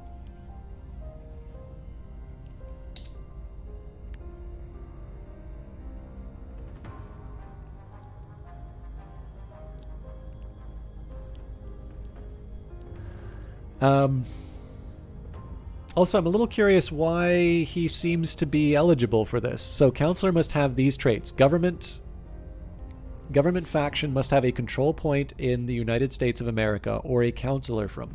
Oh, I get it. Because I have an American in my group, we can use Voice of America. That makes sense. Okay, public campaign. That's one that, at least as far as my strategy goes, my strategy that I'm going to employ this time is one I'm interested in. We've also got set national policy, another advise, and yeah, I think we get all of these anyway. Okay, third control nation. We've got another purge, but only one crackdown. We've got another defend interests. We've got another set national policy. Increase unrest. More sabotage. Actually, that probably rolls. That probably flattens out. No, actually, okay. So she can't get Voice of America. So I'm gonna have to figure out. Yeah, honestly, this isn't that important. Oh no, I get it, because he's got the government trait, of course.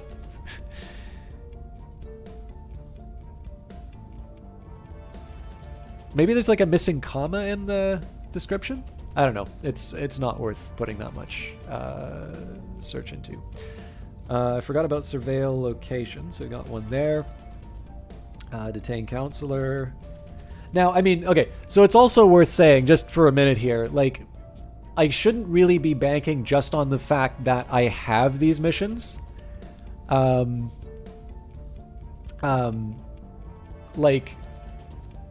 you know, I'm going to need to have investigation for detained counselor.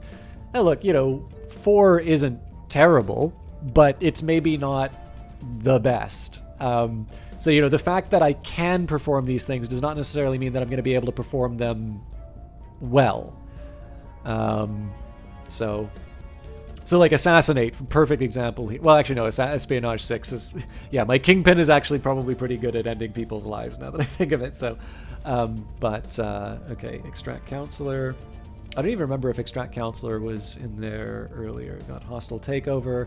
Actually, this one turned out to be not a bad pickup because they're filling in a lot of the gaps that I had before. Okay, so the ones that I'm missing, and I probably want, or well, maybe don't probably want, but the missions that I'm missing right now in my current batch of counselors would be Inspire, Turn Counselor. I don't have Investigate, which is a big oversight, and Stabilize Nation. Now, the likelihood that I'm going to get someone who fills all of those, roles, probably pretty slim, but let's see what's on offer.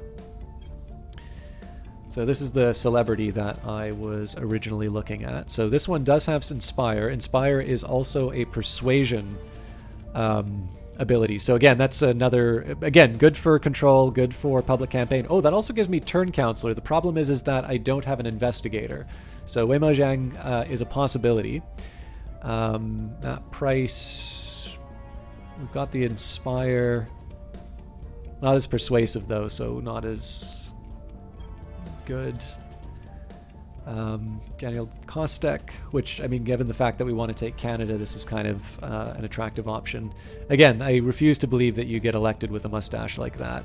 But he's from Calgary, so he's 25-year-old politician.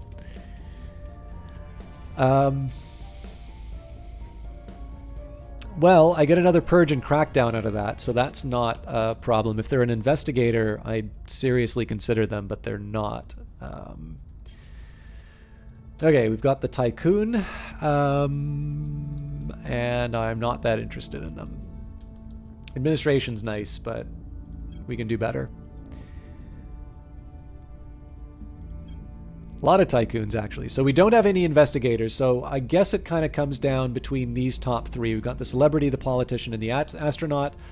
Daniel Kostek is more persuasive, but I think we lose the Inspire at that point. So improve the loyalty of another counselor, making them more resistant to interrogation and attempts to turn them. And given the fact that we've got a 0 loyalty, I kind of feel like this may be the better call, especially because I also have like public campaign, turn counselor. I think actually the fact that there's a turn counselor as well probably is worth it. So yeah, let's recruit. I may regret this later, but we'll work with it. And then, of course, our next priority is going to be to try and bring in orgs. On the left-hand side of your interface, Man, they really like showing me this one. It will. It's an honor to work with you, Commander. I'm delighted to help move the goals of the Resistance forward. Okay, so we need to research alien signatures. We've completed investigate the crash. We're now able to undertake the Alien Signatures project. Now, we could switch this right away, but I generally like to let research finish before I move on. Tensions between various ethnic, religious, and ideological... Oh, right. We were going to talk about cohesion. So we've detected a station belonging to the Academy orbiting Earth. Not a lot that I can do about that right now. We should make every effort to understand the nation's social and economic situation so we can best direct its development to support our efforts. In the Nation panel, you can review important information about individual nations on Earth and direct the portions of its economy that you control. If a nation belongs to a federation, it will display here. Federations are nations in permanent alliance and share a research boost between them. So we'll go back to Russia. Control points represent nodes of political and economic power in a nation, such as control of the mass media or legislature. Nations with larger economies may have up to 6 control points. One of the main goals of your council is to gain control points in nations useful to your cause. Faction ownership of a control point is represented by their logo. Simple colored circles mean no faction has taken that control point. The rightmost control point in a nation is the executive control point, which grants control over the nation's foreign relations via the Set Policy Counselor mission.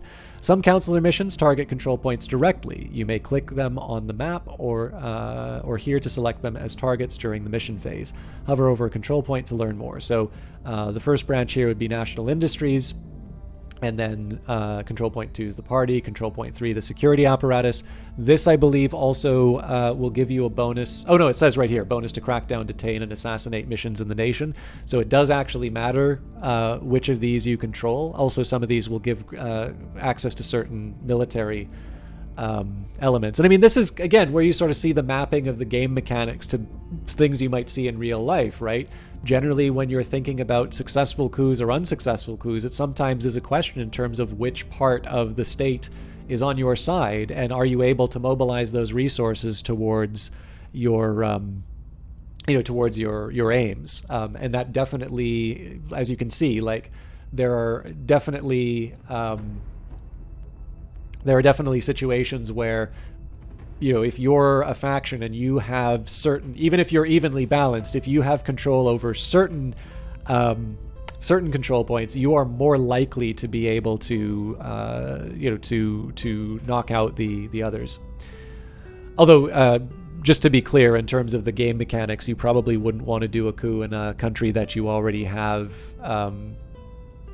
You wouldn't want to do a coup in a country you already have control points in because it resets ownership.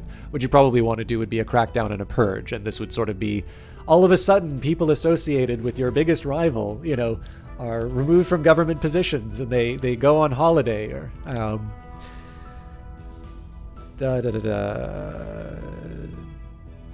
yeah, let's just go to the next step. This section shows details about the nation's government, unrest, and GDP. Hover over a value to view more details. All values range from 0 to 10. If you have if you have executive control of a nation, excuse me. Oh yes, very late. I may not be able to go that long, Vanguard Master, but I was given early access to this. Actually, I was given access to this on Thursday, but obviously I wanted to, I did commit that I was going to do Imperium's Greek Wars on Friday. I don't stream on Thursday.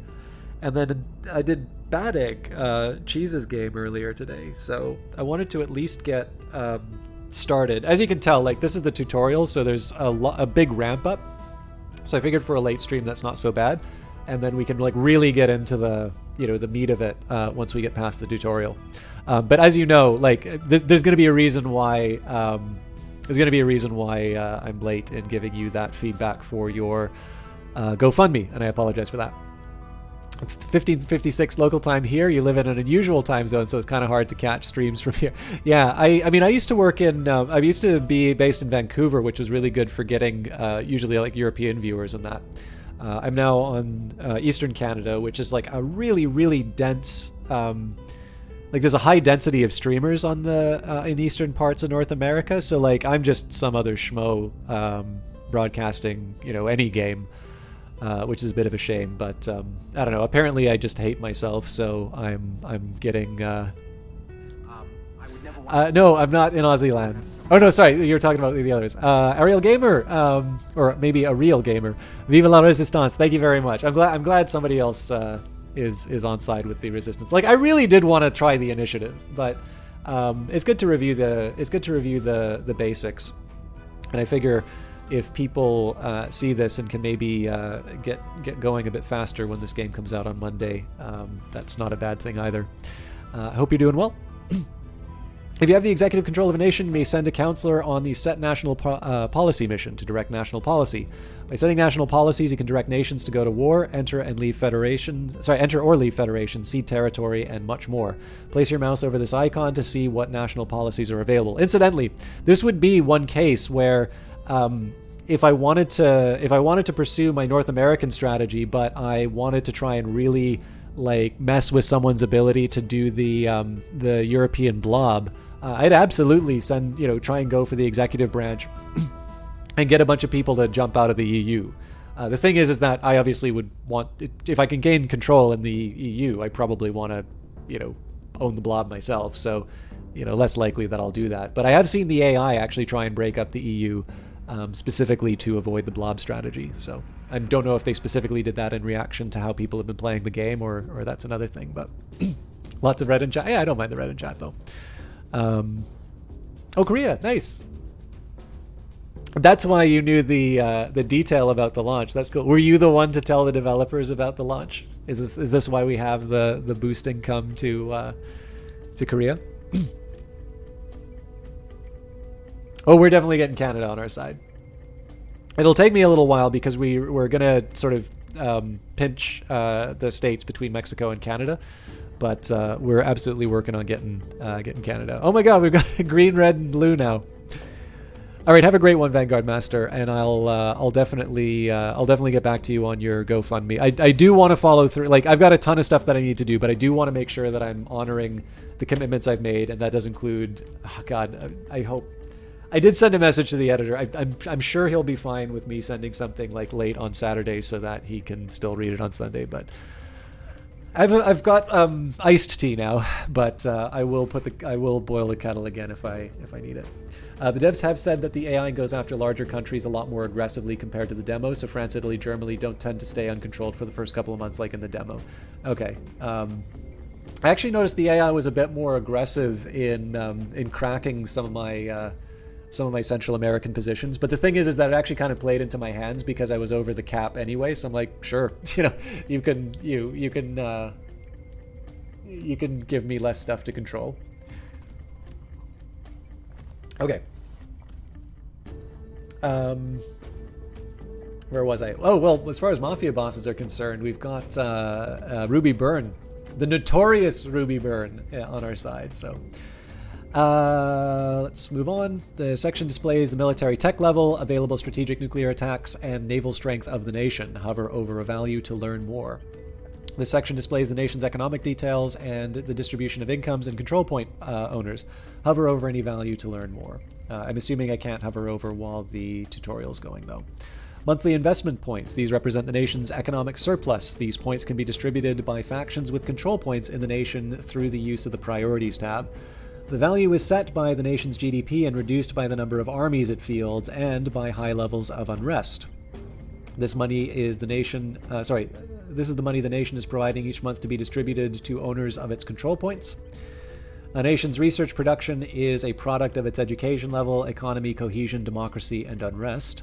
The nation's boost capacity in decatons per month. And this is how many mission control points the nation maintains. People overview. This section displays the nation's population, demographics, and public opinion of factions. Hover over any value to learn more. Nation's education value is scored based on the average years of schooling of a citizen in the nation. Nations with higher education scores produce more research and are more resistant to extreme propaganda, but gain less cohesion from the unity priority. The nation's cohesion represents a high level of unity or conflict among the people of the nation. High values describe a unified society that brooks little deviation or dissent. Middle values represent a diverse society that has both internal conflict and a healthy creative counterculture. Middle-low values represent a high degree of political polarization, and the lowest values mean that the nation's people are fragmented or even tribal. High values keep unrest in check and increase the nation's ability to resist occupation, while middle values provide a bonus to national research production, representing a robust, if messy, marketplace of ideas. Low values will rapidly increase unrest. Cohesion is lowered by high inequality and anocracy, having lots of regions or a large population, destruction of armies, and a large difference between public opinion and the ideology of the control point owners. Cohesion is increased by wars, autocracy, and the unity priority. Democracy pulls it toward a middle value. I didn't even know I could rename people after this. I won't do this now because I'm already really bad at doing digressions, but tell you what, in a future stream I will consider that option. I think I'll probably do this on Monday, so we'll follow up on that. How's that for? That's probably a really crappy deal, but I'll try and make that compromise.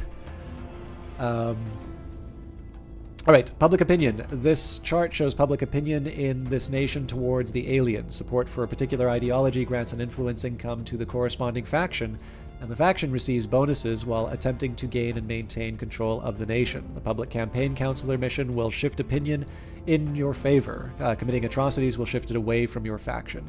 Also, there are events that can come up. So, for instance, in Eastern Canada, there's a hurricane that's hitting this region here. Well, I'm probably not. Well, probably a bit of Quebec, but so in this case here, that can actually happen inside of the game. And if you provide aid, you will improve the opinion of the faction for your faction. But I also believe it can potentially cost your faction as well. A nation's GDP, or gross domestic product, is a measure of its annual economic output in US dollars adjusted by purchasing power parity. I never would have thought I'd play a video game that refers to purchasing power parity, by the way, but the nation's GDP determines how many control points a nation has, how many investment points it produces, and how difficult certain missions there are. A nation's inequality score is a measure of how wealth and income is distributed in the nation. High values mean the nation doesn't have much of a middle class. Inequality grows by a little as a product of normal economic activity, the economy priority, or by a lot because of corruption, the spoils priority. Resource gains in a nation can contribute to inequality. High inequality reduces cohesion as the nation divides into haves and have-nots. It is countered by the use of the welfare priority. By the way, one thing I was forgetting to mention, so we were talking about the cohesion, so this is what was affected. We were talking before about this one humanity thing. So essentially all nations got a boost to the to this particular trait from that. That was one of the reasons why I wanted to go into this. Additional info tabs. Click on any of the tabs here to view additional important information about the nation. When you have a control point in a nation, you can use the priority tab to control the economic focus of the nation. We'll definitely be taking advantage of that in the future. And the button. If you have executive control of a nation, you may launch nuclear strikes against its enemies with a button that appears here. These do horrific damage to regions and infrastructure. We don't want to do that. On the left-hand side of your... Stop, for the love of God. All right. Select a management team. We may now recruit our faction's management team. As we stand up resistance operations, we are selecting our internal management team to help oversee our affairs. While we are gathering personnel from a variety of disciplines, at your discretion, we will emphasize a particular specialty. So we can get lobbyists and influencers, which will increase our monthly influence income by 3. We can take scientists and engineers to increase our research income by 15. Officers and operators, which will increase ops income by 3, or financiers and investors, which will increase the money income by 10. Now, the nice thing here is that if we kind of work out our North American strategy, most of the things that we want are going to be plentiful for us, with maybe the exception of influence. The one thing that I've definitely learned is that operations are quite hard to come by. Now, that will change as I start actually taking organizations.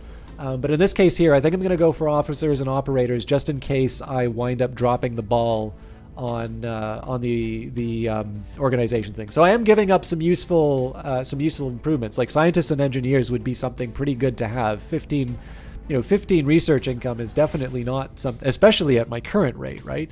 That is not something to just sort of idly throw away.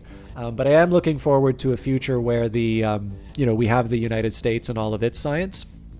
And again, I'm going to be able to do a little bit more with my ops. And normally I've tended to find, at least historically, this is the constraint on my ability to take action. So that presence is growing. All right, we have completed the gain a control point in a nation objective. We have gained our first control point. This gives us access to some of the nation's resources, control over the nation's priorities, and possibly an army. Control points may be attacked by other factions via the Crackdown and Purge missions, so it may be wise to use the Defend Interests mission in this nation to discourage this behavior. Our councillor has gained the support of people in key positions of power in a nation. We should consider what our priorities are for that nation. A nation's priorities determine how it will distribute its economic surplus over time in the form of investment points. Priorities can determine, for example, the building of armies, investment in education, and developing a space program, just to name a few. Having control points in a nation allows us to direct the nation's priority. Select a nation, and then in the nation's info panel, select the priorities button to see the nation's current priorities. Our current councillors are stretched thin. I recommend we expand the council.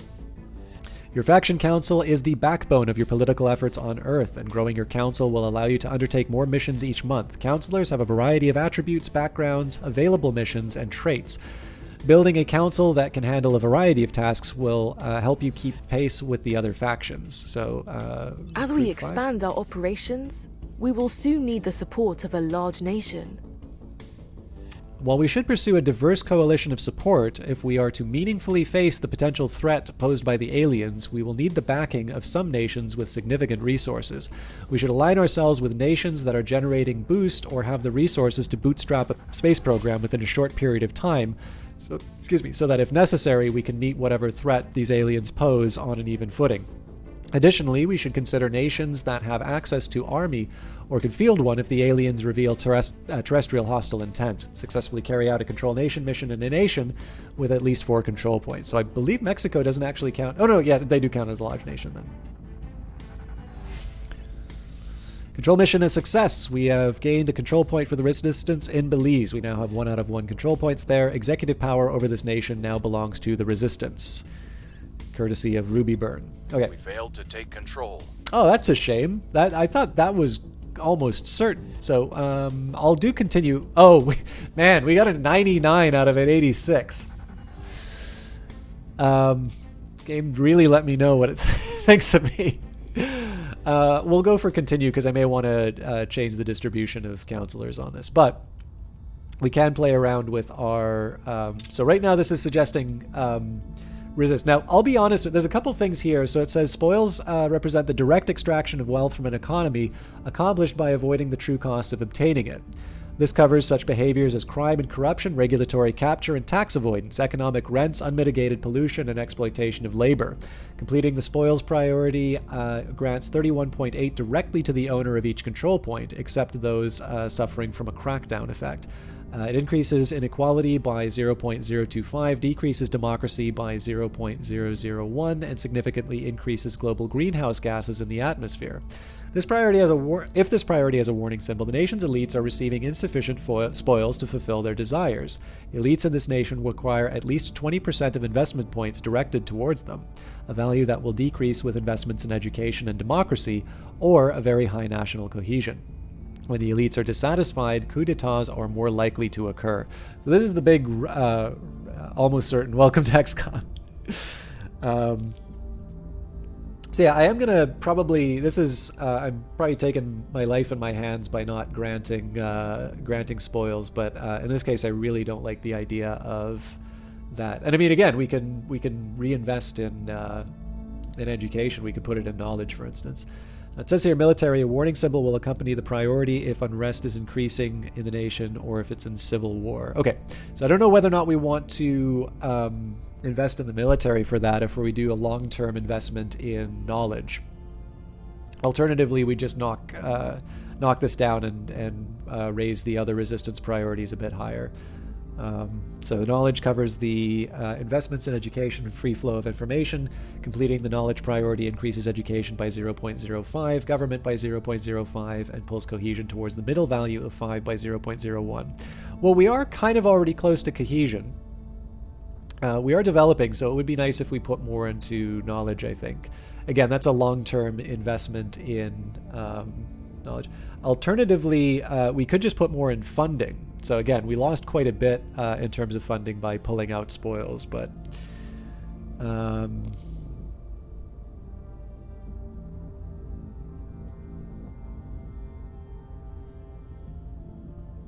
yeah, I guess the alternative would be we invest in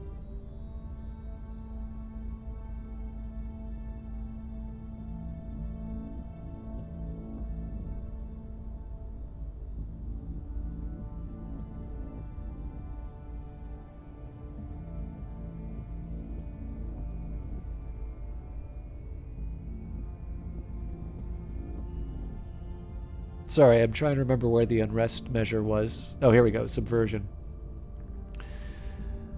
The unrest score represents violent resistance. I just want to know how it changes. Changes by 0.13 per 3 investment points in military. Well, we've already got 3 in military, so that might actually work over time. Yeah, you know what? I'm going to reinvest that pip into knowledge. And I'm kind of curious about direct investment here, so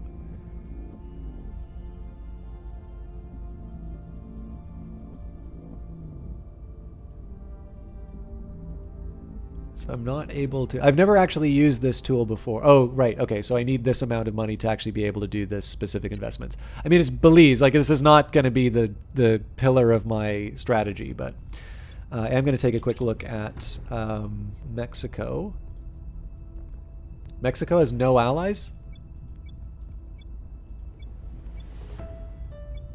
Huh. Okay, well, we just worry about proximity then. What if you cause mass rebellion in Brazil? What does it count? Well, I mean, they're already well on their way. They're at 4.25. Nancy Ford, Russia has an open control point with good boost income. Let's target it to support our space program. Now, this I'm slightly curious in. So we've currently got 9% in the US compared to Russia, where we are at 10%. Well, I mean, it's roughly equal, and we know that there's oh no, that's us. Never mind. Okay, anyways, let's focus on the task at hand. So incidentally, I can't remember if Cuba counts as adjacent for the purposes of influencing Mexico.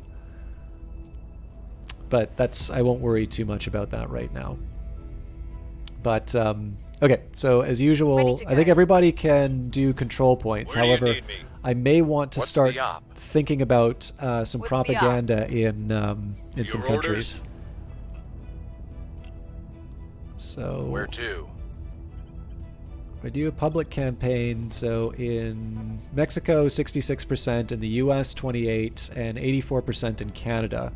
So there's kind of a side of me that says, yeah, we must persuade the people. Standing by.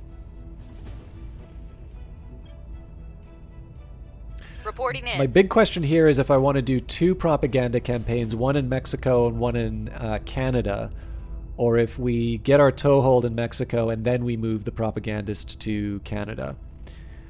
So either way, Ruby Byrne's got to move on. Wow, that's a low chance.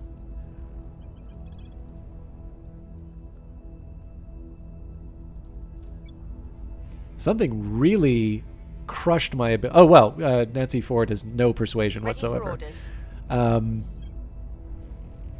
Standing by for orders. So yeah, I think that answers the propagandist question. Bringing them to our side. So I guess the question here would be, what do I want to do with Nancy Ford then if she's so unpersuasive? I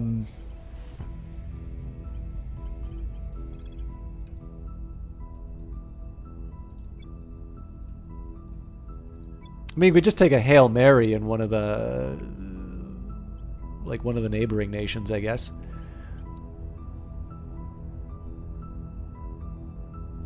Establishing our presence. I'm here. Yeah, I mean, if we want, we could try and go for Russia, but I'm doing a North American sort of centered approach here. Okay, so I guess the question is, what do we do with Ruby? Well, we could try a flyer in. Well, actually, you know what? The flyer in Canada makes more sense because it's 13%, and it's kind of throwing it away. So I guess the question is, do I want like the incremental improvement from like one of these Central American locations, or do I want to just kind of keep banging my head against the, you know, let's at least have one flyer. Putting our people in place. We'll have one propagandist, we'll have one sort of 1 in a million shot, and then we'll have 2 people sort of focusing on more conventional improvements. So I think that's how we'll work with this, and then we'll take a quick second here. I don't think I can afford any of the... I don't even know why I'm cycling through these. 80 control or influence is what I need next time.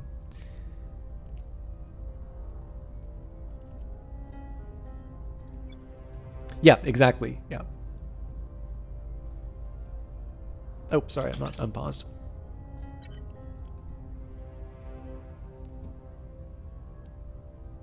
The 820th Armored Division in North Korea is now under control of the initiative. All right.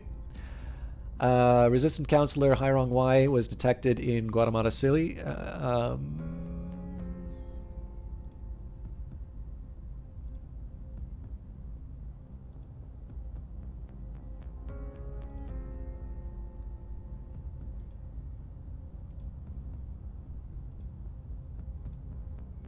Yeah, so all these are fine. I will admit, I probably could get a bit better with I could probably get a bit better with the managing the priorities. Only the initial one. There haven't been any other UFOs yet. We have completed the Check a Nation's Priorities objective. From here, we can see what a nation's priorities are, directing the priorities of nations under our control and keeping tabs on the development of nations under our enemy's control will be critical in our efforts to meet the alien threat. But yeah, I'm kind of bad at this. I do actually, one thing I do like about it is the really wide range of titles. Now, to be honest, like, so, I mean, it goes from things that probably we understand reasonably well, kleptocracy, you know, industrial, modern, digital. I think these tend to be what things that people understand. Authoritarian, totalitarian, again, these are concepts which I think if you were to click on these, you'd have roughly an idea of what the distribution of the pips would be. But it's actually also kind of neat to see some of these like science fiction terms, right? Heinleinian. I actually don't recall. Pernellian doesn't really ring a bell. Maybe somebody can help me out. Arthur C. Clarke. 2001, but that's also a movie Public reference, so we could say opinion is Childhood's moving in our End. direction. Hey, nice. Okay. 10% extra in Mexico. That's actually a pretty good roll for us. So I think I'll repeat that mission for now. What's Canada like? Beautiful. In terms of our support, we currently hold 11%. I mean, we've got a good position. We're the most popular faction there, but there's definitely room for improvement.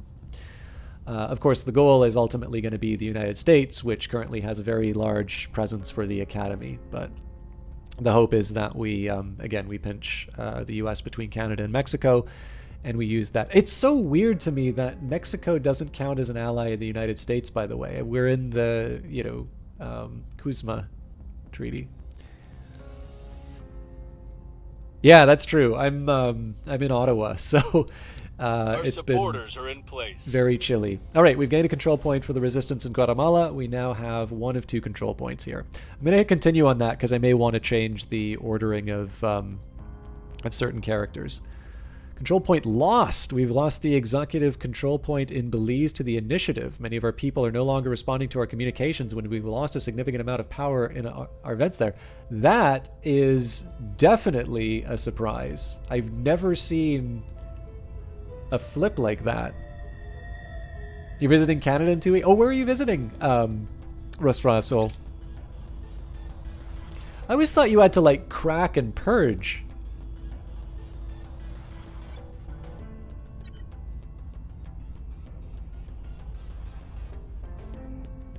We still lack support. Okay, we lost, didn't work out in El Salvador. That's a bit of a shame, but that's the low persuasion character, so. Toronto for an industry conference. I guess everything's in Toronto, so now I gotta check what industry, but. We failed to take control. Wow!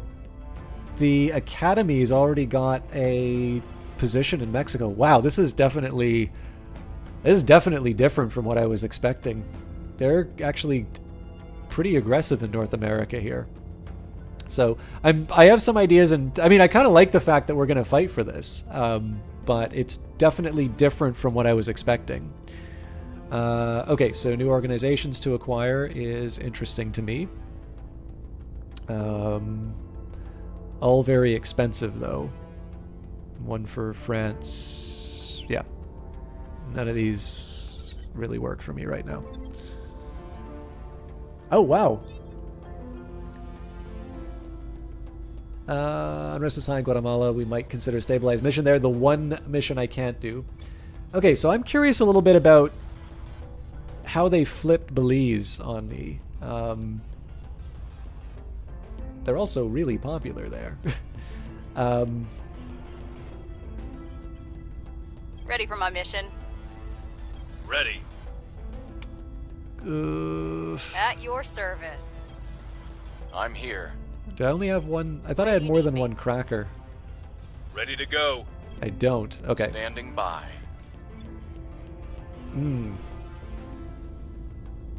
Not great odds. Cracking down. Reporting in. Ready to go. Okay, who's my most persuasive? Who's available?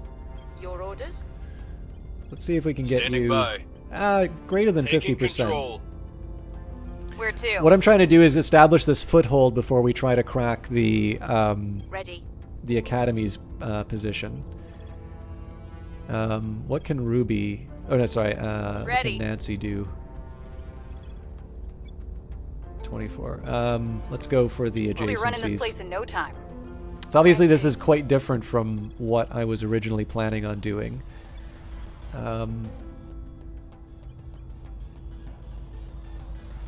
I think I am going to go for a little bit more. I'm going to go for sort of the bird in the hand right now because it's clear that I'm going to be sort of fighting and push people out. Yeah, so it's not so much that I don't understand. It's more about the mechanics. So I definitely understand. Like, I don't know if any of you guys have played Twilight Struggle, but in Twilight Struggle, every country has a stability rating.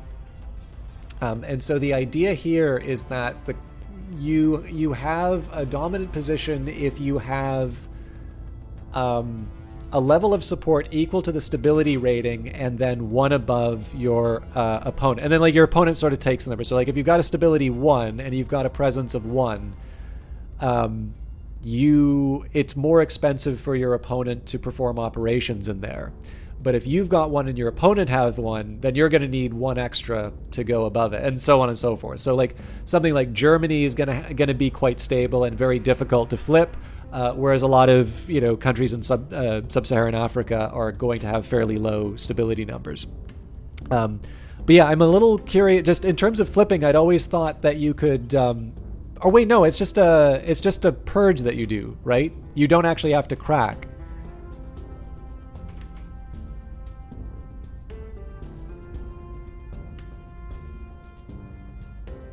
Yeah, okay, yeah. So we're talking the same thing. Actually, I think the mistake is that for whatever reason, I always thought crackdowns preceded purges. But obviously, if you've got a high probability of a purge, why signal what you're going to do? So yeah, no, I wasn't thinking straight. Again, this is the first time I've played the game since the demo, so it's I'm rusty. God, it's almost 4. I said I wasn't going to do a 3-hour stream, but let's see if we can make a little bit more progress. We're definitely not going to be even approaching the United States here, but we can at least think a little bit about what's going on. So why is China interesting? China's sanctioning the Philippines. Okay.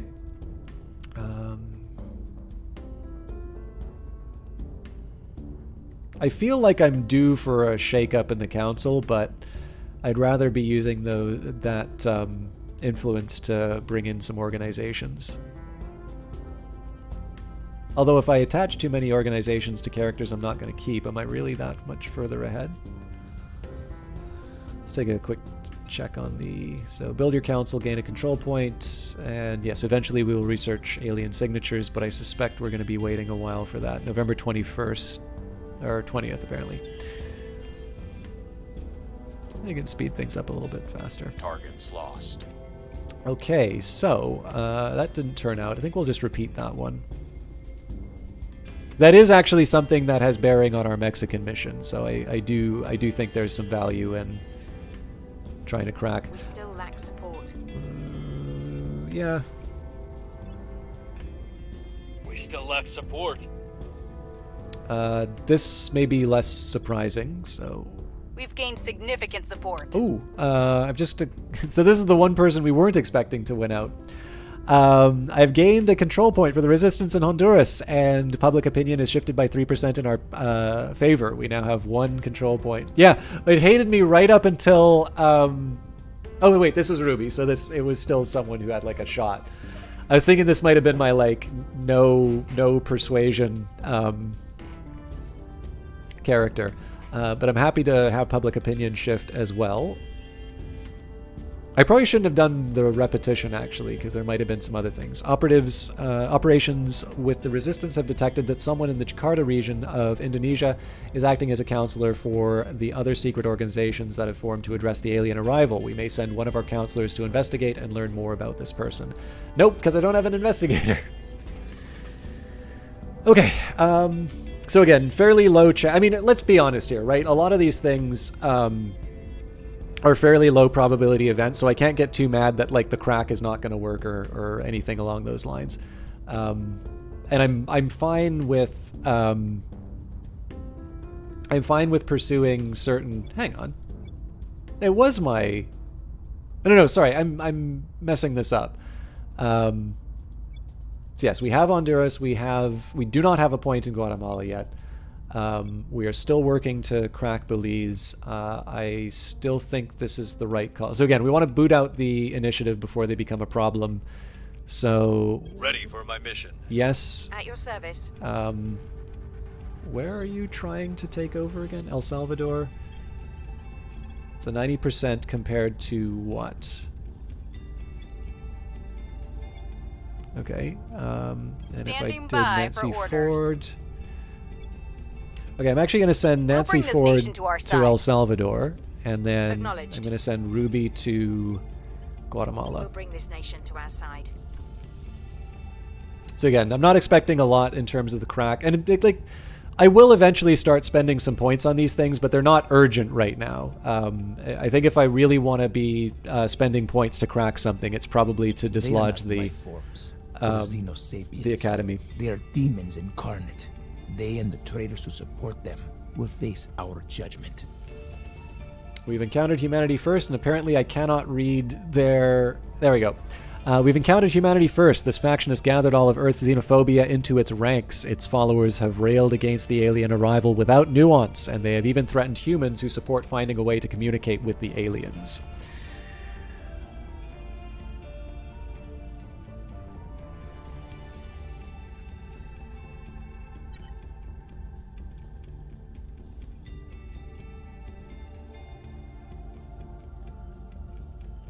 Targets got away. Oh, man.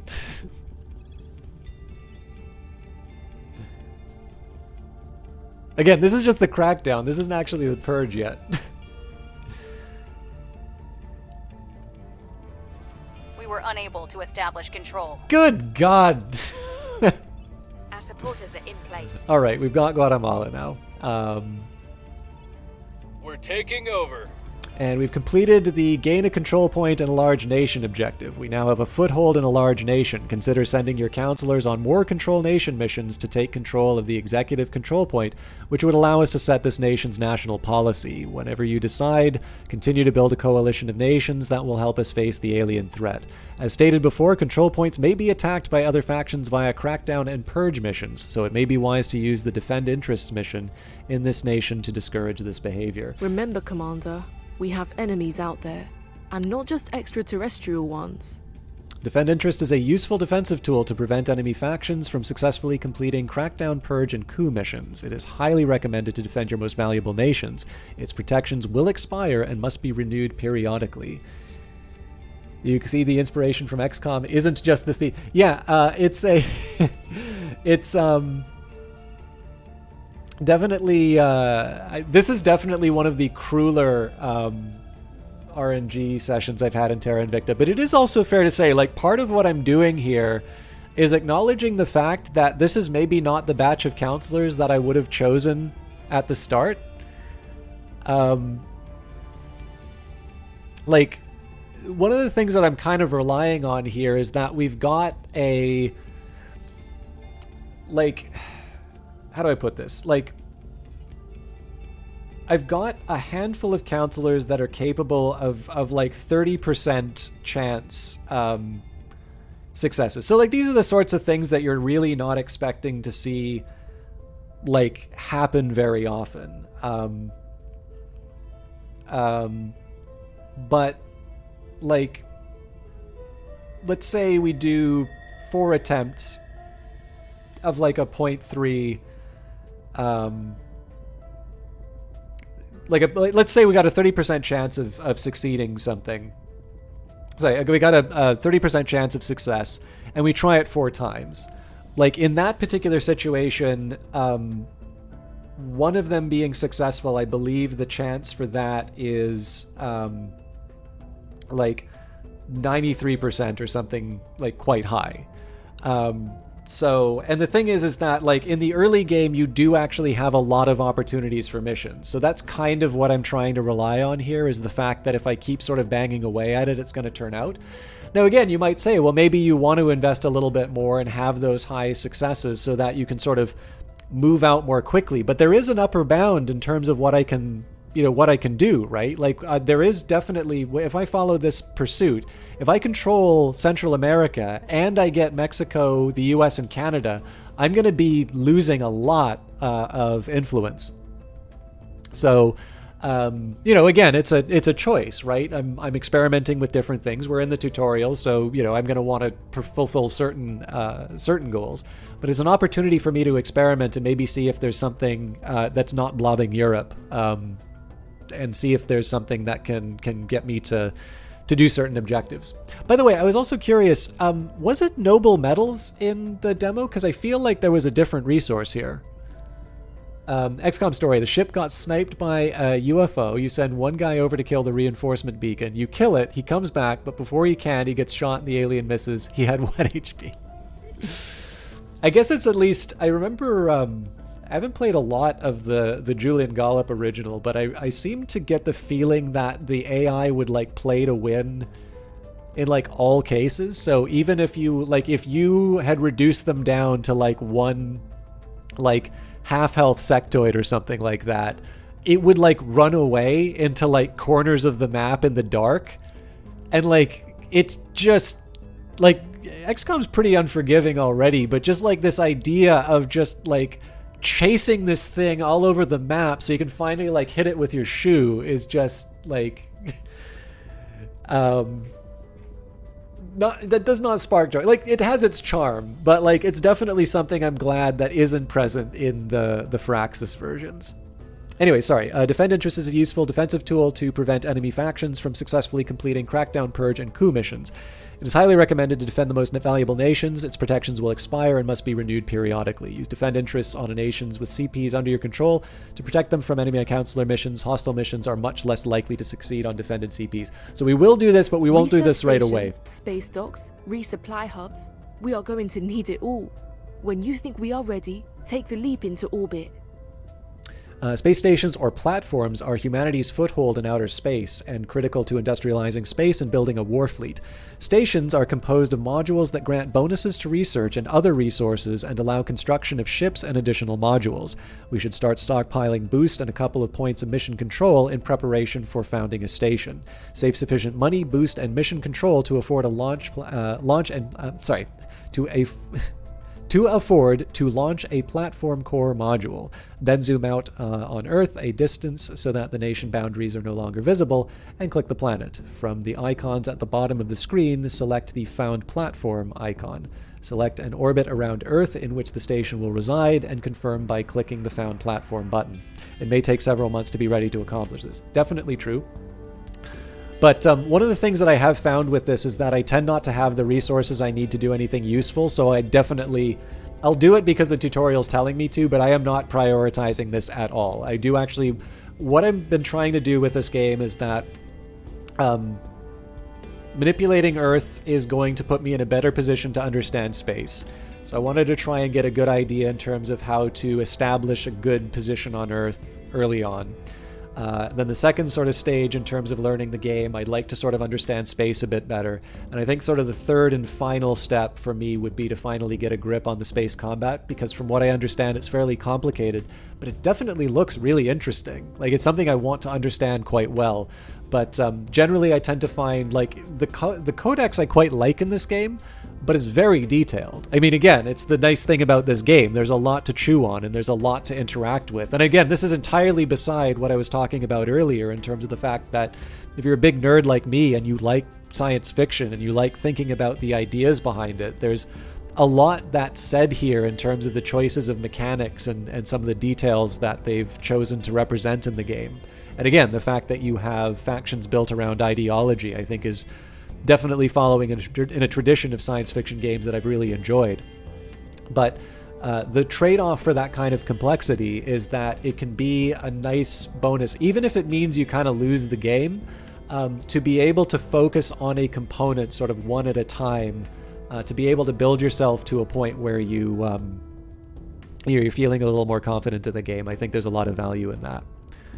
So yeah, exactly. It's not one that I think you'd be winning the game with, but it's one that... and I mean, the other thing, too, is, like, the other half of that equation, which I probably am not going to do on stream, because, like, I don't know how much people really want to see me save and reload.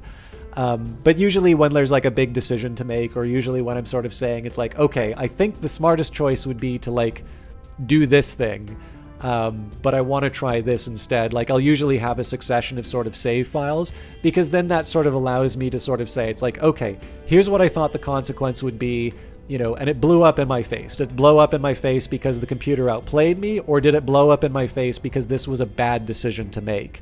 And again, just being able to sort of limit the degrees of freedom, to be able to just sort of reduce things down to understanding how these sort of systems interact with each other is something that in the long term, at least in terms of other games, I've found it doesn't just give me the benefit of understanding the game better, but it also stops me from just adopting other people's strategies. Because the thing I hate the most about strategy games, like, it's people have fun playing this way, and I don't want to knock the way people enjoy playing games, but the least interesting way to play a strategy game for me is just to play something that somebody else came up with. Like, I really do not like feeling like a fleshy implementation of someone else's algorithm. And the strategy games I enjoy the most are usually the ones that have enough going on inside of them, like Terra Invicta, but certainly not exclusively Terra Invicta. There's usually enough going on inside of them that, you know, you can sort of express yourself a little bit in terms of what you prefer to do inside of the game. And that's usually just a mark, in my opinion at least, that's the mark of a well-made game, right? If you have several paths that are at least in principle equally likely to achieve victory, then I sort of feel like you're on the right track. But then again, there's also a difference between doing like a multiplayer game and a single player only one. Okay, so we have gained a control point in Mex. Well, sorry, we already knew that was happening, so we'll hit continue there. I'm probably going to reassign them, but enemy counselor detected. Agents for the Resistance have positively identified a counselor for humanity first in the Paris region of France. Our counselors may target this person with a number of missions. Man, the Academy is kind of going everywhere. I'm hoping that this might mean that they give up on France. Now, I am a little curious, because it does seem like there's some experienced Terra Invicta players in here. Is there a preference for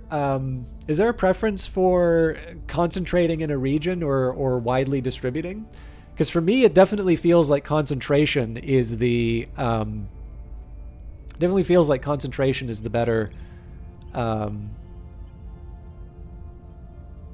better approach. Ready to go. Yeah, I'm still going to focus on Crackdown. Targeting their center of power. Ready to go. I'm here. Keeps telling me it's Bringing them high on board. probability. Standing all right. by for orders. Ruby.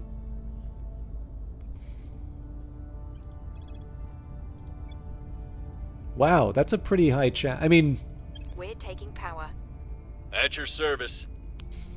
oh, I didn't even know that was an objective. We've completed the assign a counselor to a purge mission objective. Purging enemy CPs is a valuable tool in your arsenal. Keep an eye out for undefended enemy CPs, which are ripe for In the the taking. worst cases, our only option might be imposing a complete regime change on another nation. The last stand of humanity in El Salvador. Coups are used to reset CPs in an enemy-controlled nation. Coups are more likely to succeed in nations with high unrest. Use the increased unrest mission prior to attempting a coup. Send your counselor on a coup mission in a nation controlled by another faction. A successful coup will overthrow the government and reset all CPs. I mean, it's interesting. I remember this from the tutorial. It's actually kind of hard for me to think of nations that I would necessarily want a coup. So like Brazil, because of the presence of the Academy. I don't know if we have like a natural alliance with the Exodus project, or Project Exodus. But I mean, these are also relatively quiet. I mean, Brazil certainly is the higher strife region. Actually, I suppose... Okay, so I don't like doing coups for the most part, but if we had to do one, what are some natural choices? Yeah, everybody's going to stable regions for completely understandable reasons.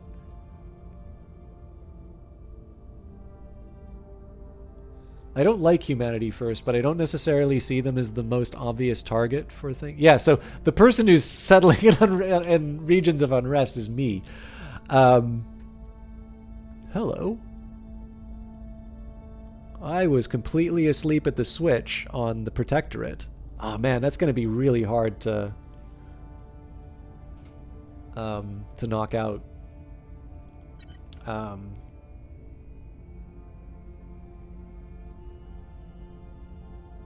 Yeah, so if I had to, I think I would target Brazil for a coup. Yeah, I know the unstable nations are the best for coups, but like it's not just the... Like, obviously, if it was somebody like Humanity First, I'm less inclined to kind of put the screws to them. But if it's like the Academy or the Servants, like that's obviously one that I want to cause some trouble for. So I feel like that's the way it should be, though. The game would be too volatile if it was easy to coup than it was to defend it. Yeah, absolutely. The weird one for me is just the fact that it encourages you to do a coup. But man, everybody loves telling me what to do in this game. I have a plan, right? You know, the US does also have high boost.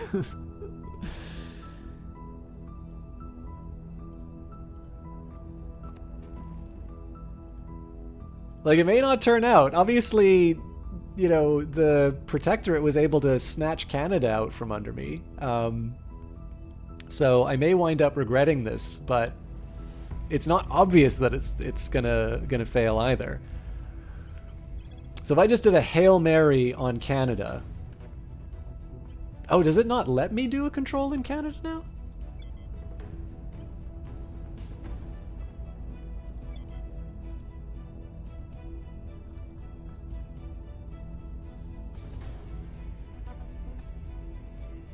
Oh, right, because it's the executive that we'd be fighting for, and I need to have a control point there. Yeah, so we already lost this fight. Well, that's fine. We'll still keep working on Putting Mexico. our people in place. Ready for orders. I will get El Salvador if it kills me. But yeah, we were wasting too much time in Belize, so I need to crack. I need to crack Canada and purge it. But again, the purpose of Canada was so that we could. Well, okay. Short term, the purpose of Canada was so that we could get more influence on the United States, and then the long-term goal eventually would be to do that big unite.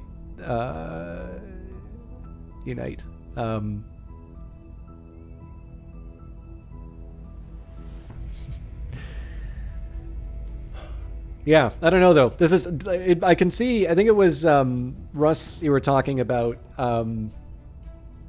how like the AI is definitely getting a bit more aggressive on the large nations, and I completely see that now. So, sorry, I wanted to check out organizations too. Okay, so Voice of America.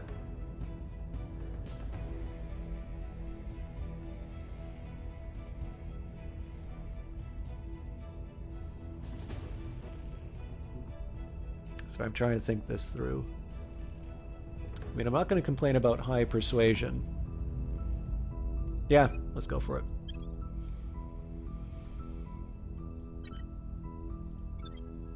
I probably should just auto assign. Wait, did I not take that? Why do I still have 80?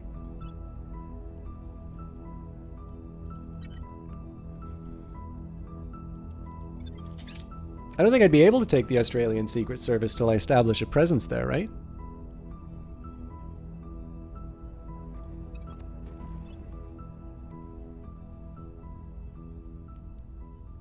Oh no, government. All right, we may now appoint our faction's chief advisors. With our management team on board, we may now recruit our core group of advisors to assist our interactions and oversight with nations aligned with our cause.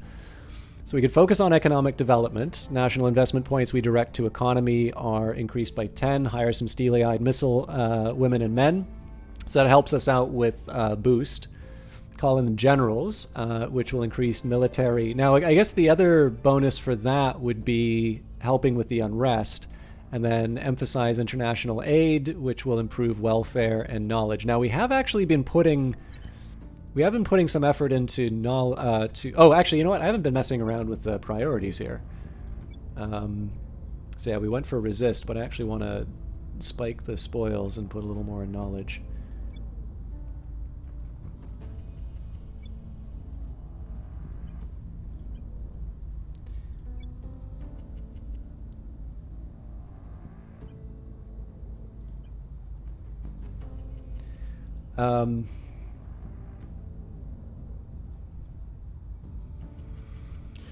So the international aid is kind of attractive because it's in line with sort of my revealed preferences so far as the allocation of my pips are concerned. But the steely-eyed missile women and men are definitely more aligned with my even longer term focus of industrializing space. So I think we will go for the right stuff. Cool. So the crackdown mission was a success. I think that will alter the... so Ruby Burn was already 50% higher on the Purge mission. Or so it was already at 50%. So I think her probability is higher as a result of the crackdown. More importantly, this frees up the gentleman for crackdowns in Canada or Mexico. But yeah, in any case, we will continue. I am going to have to wrap up reasonably soon because I already said I wasn't going to do 3 hours. Hey, there's the alien ship. Surveillance telescopes have detected a new alien fleet transferring to low Earth orbit 1. We've got our people in place. But yeah, I've already actually done this a bit longer than I was planning, which is fine. Like, I did want to try and get through some of the, my chattiness and at least some of the basics of the tutorial. I was hoping to make a little bit more progress tonight, but it's getting close. It's all, God, it's 10 to 4, and I have writing to do. We finally got El Salvador. We've gained significant support. And we've got another spot in Mexico. Good. Our associates are now in charge. Nice. All right. Achievement unlocked. We have purged supporters of the initiative and have taken the control point for the resistance in Belize. Executive power over this nation now belongs to the resistance.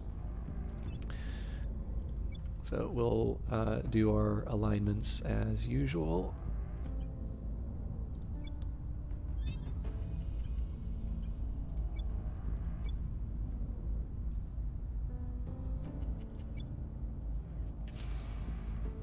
So yeah, I think we go for the executive here, just so the academy doesn't scoop it out from under me.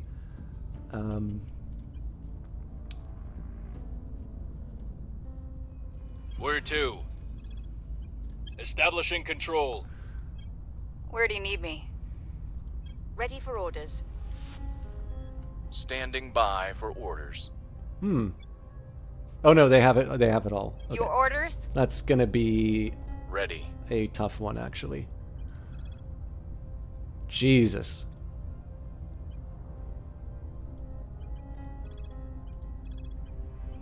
Applying pressure on their people.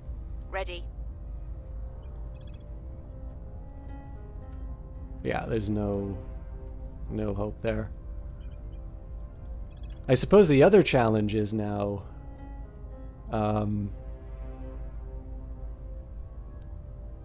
yeah, my skill distribution is actually not quite where I want it to be. Okay, well, I'm gonna get Bringing them on board. because Standing there's now by. a big gap in terms of what the pressure on my control point management is going to be. I'm actually going to pick up a few more spots in Central America, just mostly so I can extract a little bit more from these countries. And I mean, it's kind of nice to just align them with your my service. view. I Acknowledged. should be doing the propaganda in. thing, but actually, oh, this is one Where thing I to? can check. So if Ruby Byrne goes into, yeah, Ruby Byrne can't really deliver in Mexico, so we do need her for the. Establishing our presence. Ready. And again, Nancy's not the most persuasive character here.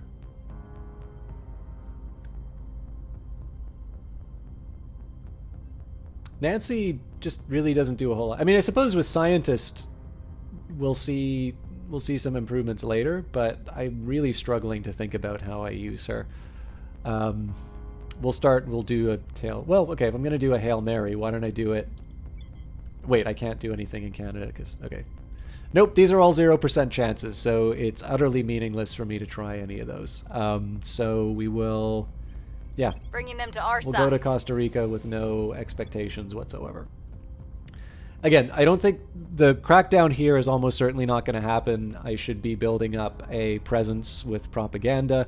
I think what I'm going to wind up doing in sort of future,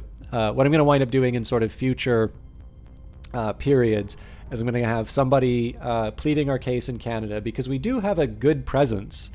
In fact, oddly enough, the Protectorate doesn't have that good of a presence. So it's going to be twofold. It's like we will slowly work our way on Canada, but oddly enough, I suspect we're actually going to get a toehold in the U.S. before we get one in Canada. And that's just because of our control of Mexico. But at the very least, I want to kick out the Academy, and then we can start pleading our case in the rest of North America. I probably want to take a look at what's available to buy. Fewer cash organizations from what I remember.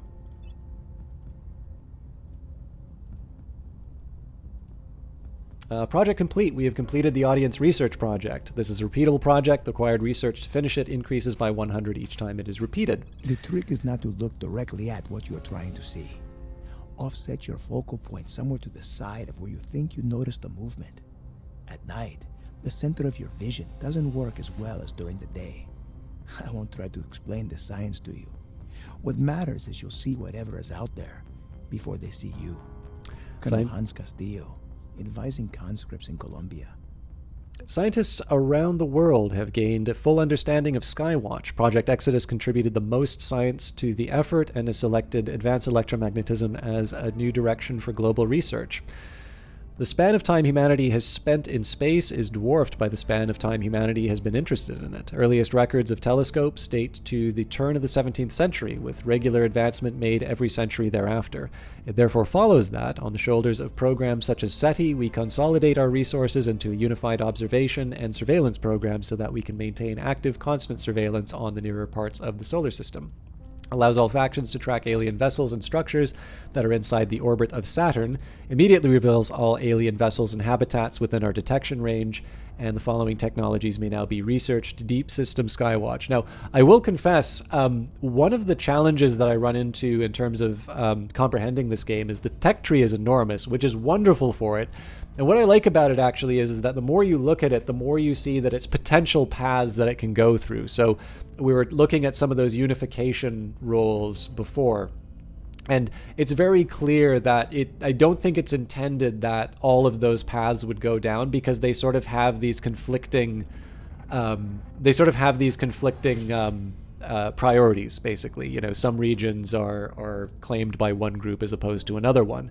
And this is, of course, why you really wish you had some idea of how to pick a good engine. Yeah, well, I mean, this is the challenge that I have, is that because I've not really put a lot of attention to the space side of things, I have at least now an idea of the branch that I would go down in order to be able to gain a good basis, a good base on Earth to build my space program from.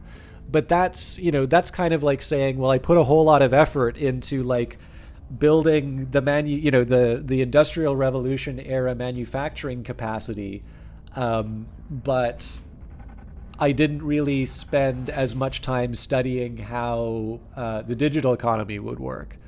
Like, obviously, if I want success, I'm going to have to understand how computers do their things. Well, at least modern success. And so likewise, in terms of like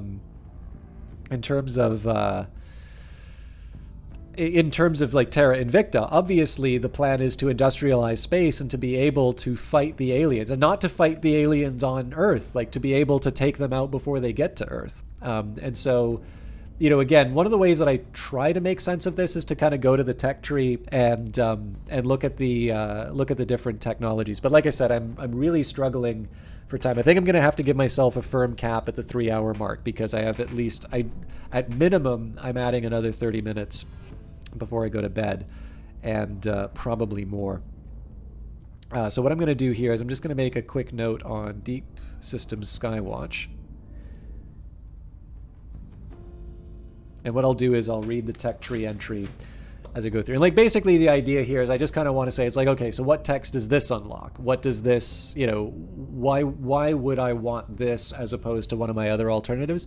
And again, it's just trying to narrow the focus. I suppose it's actually kind of related here, except that I'm doing the exact opposite, not looking directly at what you're trying to see, offset your focal point, blah, blah, blah. But yeah, I'm trying to just sort of narrow the scope of the world. Because like as soon as I look at that tech tree, I'm like, oh my god, I'm never going to understand.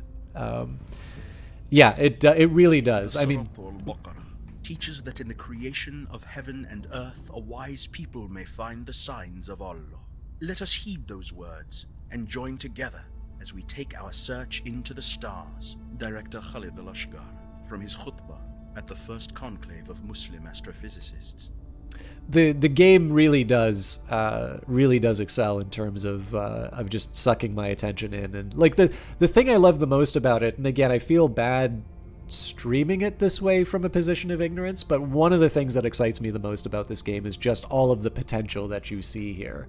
For me, being ignorant of a game is not always the worst state to be in, because sometimes that just means you're in the presence of something really exciting with lots of potential for hours. So I realize I sound like a complete propagandist for the game right now, but it's pretty clear from the demo that like this was very much the sort of thing I was looking at. Well, hopefully you'll be able to play it on a laptop. All right, scientists around the world have gained a full understanding of mission to space. Project Exodus completed the most science to the effort and has selected deep space propulsion concepts as a new direction for global research. Existing in space is a different animal from than merely traversing it. If we plan to go from tourist to resident, we must adapt. Logistics requires resupply missions planned months in advance, while engineering must cope with long-term exposure to solar radiation and the rigors of equipment maintenance in a vacuum. Likewise, our psychologists must develop a training regimen so personnel are able to maintain peak performance in an environment where up and down do not exist. We have, of course, been able to travel into space for some time, but now we must establish how to do so easily, regularly, and cost-effectively, and in far greater numbers than ever before. This renewed mission to space thus entails a mission to change many of our most fundamental preconceptions, yet all these hardships are entirely necessary, for only once we are comfortably beyond Earth's orbit can we hope to explore, exploit, and ultimately even settle upon neighboring worlds, and in time, perhaps far beyond. The following technologies may now be researched, so sorry, let me just... deep space propulsion...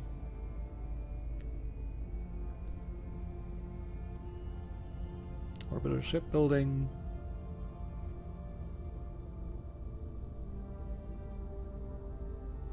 Out of curiosity, are there any fans of the series For All Mankind in chat? It's the Apple TV Plus series, so I realize some people kind of refuse anything that's got the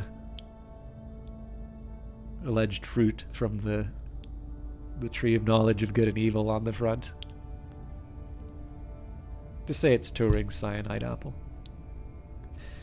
Space tourism. Okay, 1, 2, 3, 4. Cool, I've got homework of 5 texts now. Never heard of it. It's a really... so it's written by Ron Moore, former boss of mine on Battlestar Galactica. I never got to meet him. But he... So it's an alternate history program where the Soviet Union wins the race to the moon. And so what's interesting, though, is the way that they handled it. So the first one is basically around the time of the Apollo program. And they actually fast forward time pretty quickly in the second season. It goes up to the 1980s. So essentially the big difference is that the fact that the Russians succeed spurs even more competition for the Americans, and it extends the space race well into the future. And so there's rival bases on the moon. The Soviet Union so far, I've not seen the third season yet, but the third season's got a pretty big surprise in terms of how they jump the timeline. Actually, the surprise comes at the end of the second season, but I don't want to talk too much about things that people might enjoy sort of being surprised by. So I am really looking forward to finally catching up on the third season. But yeah, I found this very interesting. I think there was a degree, and I'm sorry, I know this isn't Terra Invicta, but for those of you who are interested in this kind of stuff, this is a pretty solid recommendation. I think there was some skepticism around Apple TV Plus. But so there were very lukewarm reviews of the series when it first came out, and I was very disappointed in that because I actually really enjoyed For All Mankind, and this is independent of any of the other Apple TV Plus stuff. I actually kind of like the morning show as well, but that's like not, science fiction fans may or may not enjoy that. It's not a science fiction thing, but. For All Mankind, I actually thought was a legitimately good show. Like, not just a good science fiction show, but like I was really engaged in it as just a story. And it seems that kind of halfway through the second season, like Wired and a few other publications were kind of recognizing the quality of it. And I think probably the skepticism over Apple going into streaming maybe was a little bit more in the rearview mirror.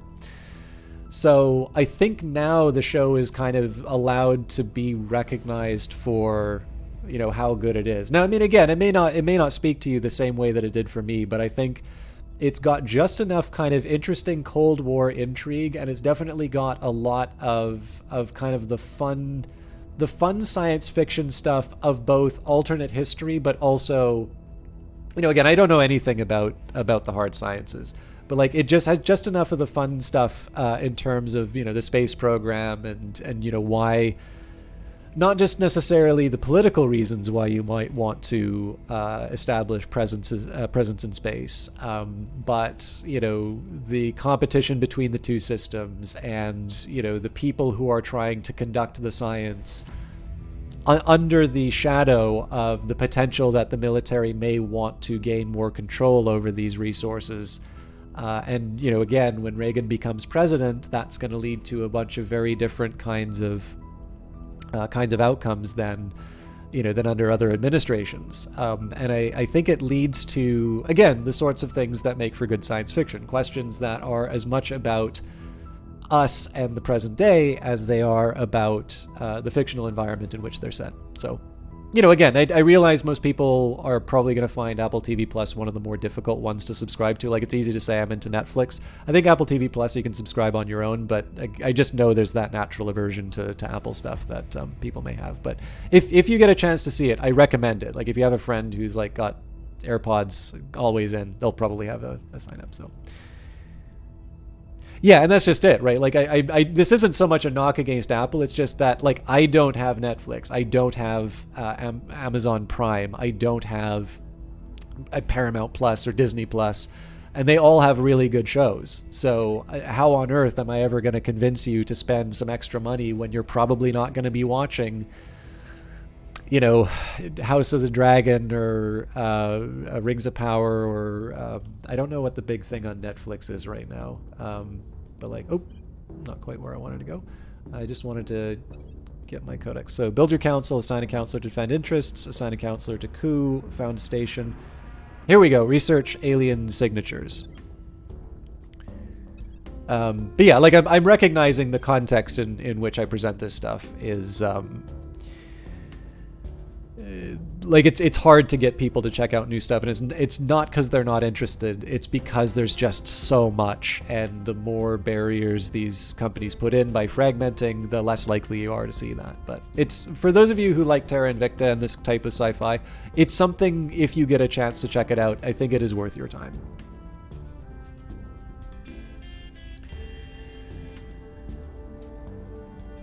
Yep. Yeah. Like for me, I get it as part of my subscription to all my other Apple stuff, so it's a no-brainer for me. But it's the same reason why I'm not subscribed to anything else except Microsoft Game Pass.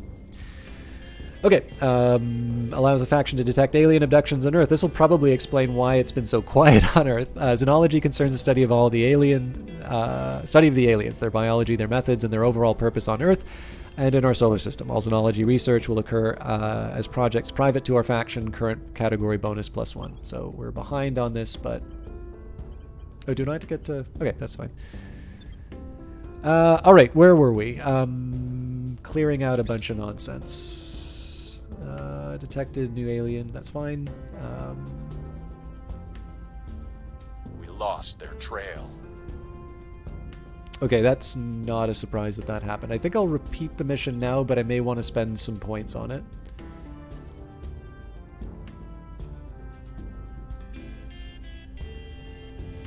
We've got our people in place. Okay, I mean, we weren't prioritizing. Dark Lord of Caliban, thank you very much for the follow.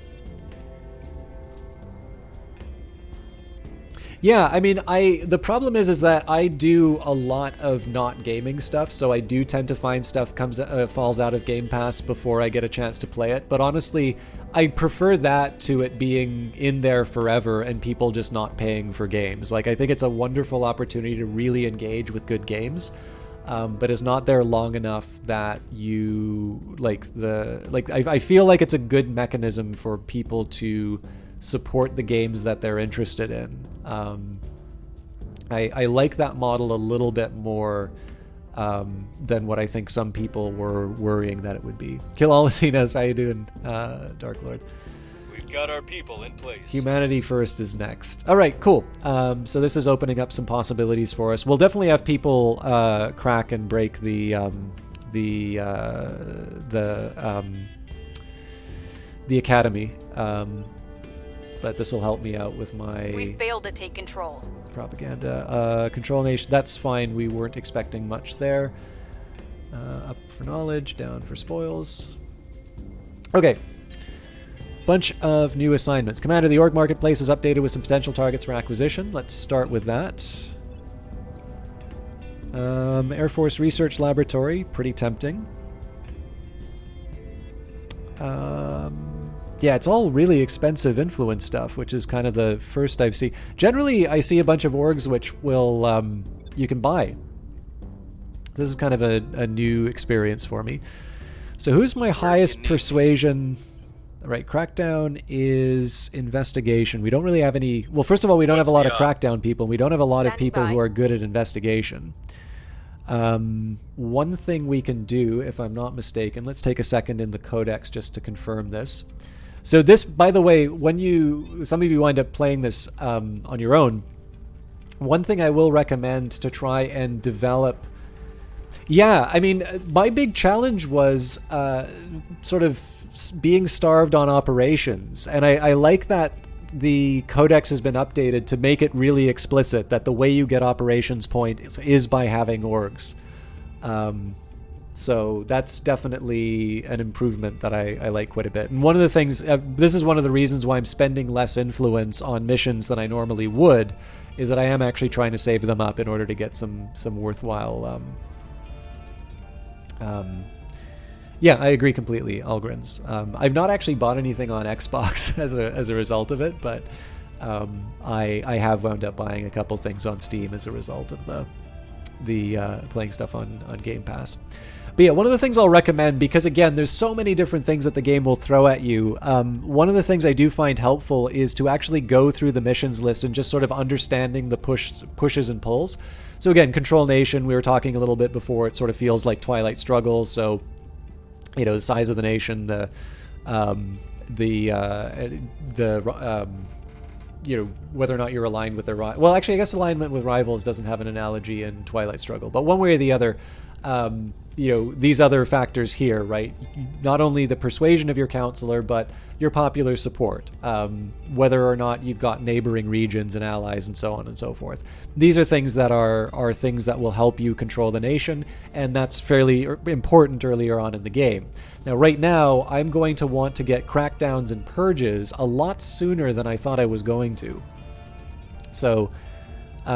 it's actually the Jetpack that's the reason I wound up with an Xbox. It's the first console I bought, and it was less expensive for me to get it with 0% financing, with its big bundle with a couple of years of Game Pass and the Series X, than it would be to have bought those on their own. So I'm like, sure. Now I think what's going to happen is at the end of that period, the price of Game Pass is going to go up, because you've sort of already built that. You've sort of already built that expectation that that's something in your life after a few years. But honestly, I like, for me, especially because there's a PC component to it, like, I would probably still be on board with it. Yeah, Algrins might be able to say exactly what the deal was, but I think it's like 2 years of Game Pass, or maybe 3. It was a really good deal. Like, again, like, it wasn't less than the cost of an Xbox, but like the combined amount of all of those things. 2 years, yeah. So if you were to buy 2 years of Game Pass and the Xbox on its own, or you were to buy that bundle from them, the bundle actually cost less to finance it at 0% than if you just bought them on their own. Like, it's absolutely ridiculous that they did it that way, but man, did I want to take it. Yeah, so if you're based... I think you said you're based in Australia. In Canada, it was Electronics Boutique, which is our version of GameStop, that was the host. I think Best Buy in the United States had it, but generally what happens is that there's like a deal with a specific bank and a specific retailer. So you may need to take a look at that, but I know the two that... or I suspect the two that have had it, at least in the countries that I know, have been Best Buy and whatever flavor of GameStop. I think you might actually have Electronics Boutique in Best Buy, Walmart, and GameStop. Okay, yeah. Okay, so Crackdown is what I was talking about, though, was Crackdown. So temporarily disable the benefits of a control point, removing any defenses, and making it easier for Purge and other factions. So first of all, investigation. Second of all, popular support. Influence spent, which we're not doing. Security apparatus control point. Now, this is really the thing that screws me when trying to take Canada. And then target over the control point cap. And then defending modifiers, council administration, size of national economy, popular support, and defend interests. So popular support we can control. Very unlikely we're going to get the security apparatus. Actually, is that even in Canada? Let's just take a quick look. So mass media, legislature, executive. Yeah.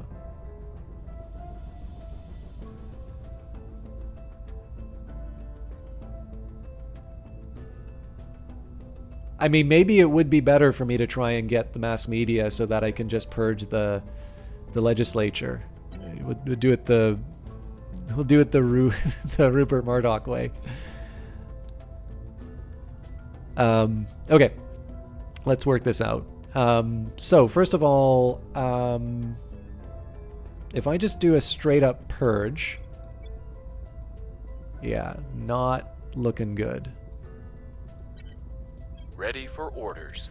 So instead we could try and crack in Mexico. Wow, I was not expecting that.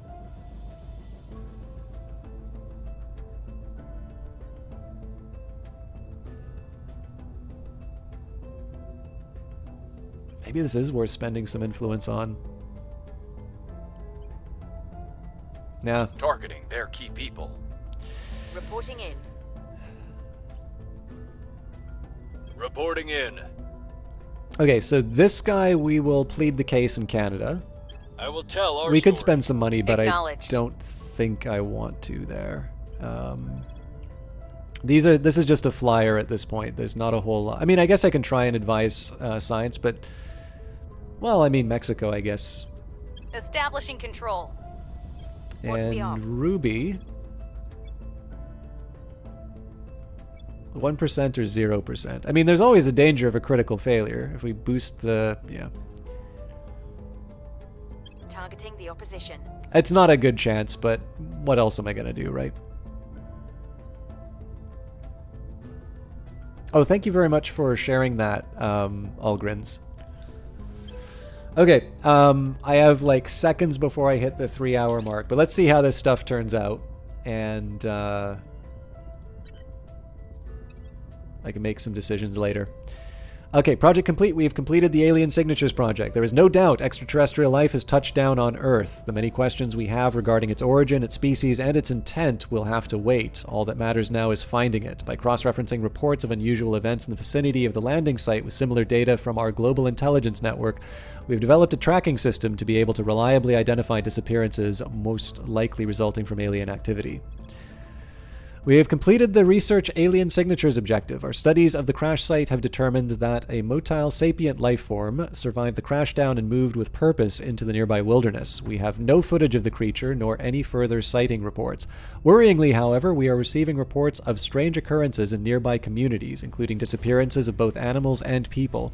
So far, we have no hard evidence that these events are related to the alien arrival, but should our agents detect concrete evidence of abductions, we should investigate immediately. Yep, just one more turn. New objective, investigate alien abductions. Reports are continuing to surface of missing animals and people in the regions near the alien crash site. Using the surveil location mission in those regions will help us detect those events. When we confirm such a report, we should investigate it for any signs of alien activity.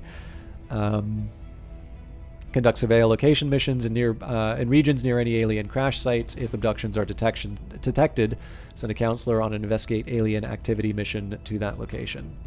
New objective, research alien origin. Our research division has been studying the fragments of debris our counselor recovered from the crash site. The volume of material is very small, but our researchers have nevertheless drawn some important conclusions. The debris is made of some kind of metallic alloy that is unusually hard and strong.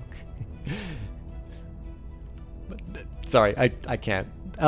with properties that do not fully match anything that human engineering can reproduce. Several of our researchers suspect that some fraction of the substance may be extrasolar in origin. However, we have definitely established that the majority of the mass in the debris bears the unique signatures of the solar system's formation. In all likelihood, the ship was built somewhere within the orbit of our sun. If our analysis is correct, it suggests that the aliens have at least one base of operations within or very close to our solar system. Locating it would be a valuable intelligence windfall. Research the Skywatch and Deep System Skywatch global technologies, and then research the Alien Origin project when it becomes available. New objective, salvage alien technology. The more we learn about the aliens, the more our science teams are coming to feel that they are not as behind technologically, that we are not as behind technologically as we initially feared. The alien designs are far more advanced than ours, and their materials science is particularly impressive, but the alien equipment seems for the most part compatible with our own scientific understanding. If we can gain access to some working examples of alien technology, our research division believes that they should be able to reverse engineer them. I recommend that you select a small and vulnerable alien target that we can swiftly overwhelm, enabling us to loot the field and withdraw before the aliens can respond. Successfully engage with one of the following alien assets: facility, landed UFO, habitat, warship, or army.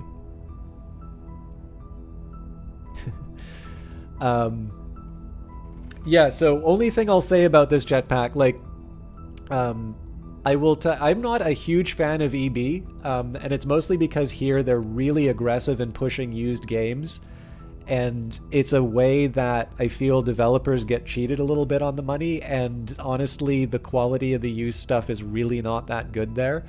It's kind of like when people are like aggressively pushing you on an insurance pot. Like, I think they tried to not only sell the used game, but like also this like insurance policy that if the used game was unplayable, they would replace it. And I'm like, shouldn't you just replace it because you sold me something that's not working?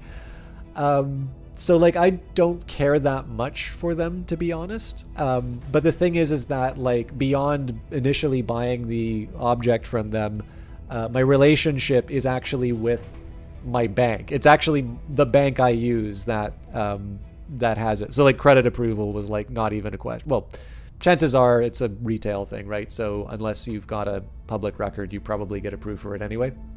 But you may want to just take a look and see like what bank it's through, because it may just be that particular, like that may be the place you buy it, but the person that like you spend the most time connecting to is like a big bank. Like in Canada, we've got like technically 6 national banks, but in reality, it's like 5 big banks. And I can't remember what Australian finance is like, but yeah. In any case, it may be that the bar, or I mean, again, Telstra may be the sorry, I'm actually checking it now. Maybe the provider, but let me just see.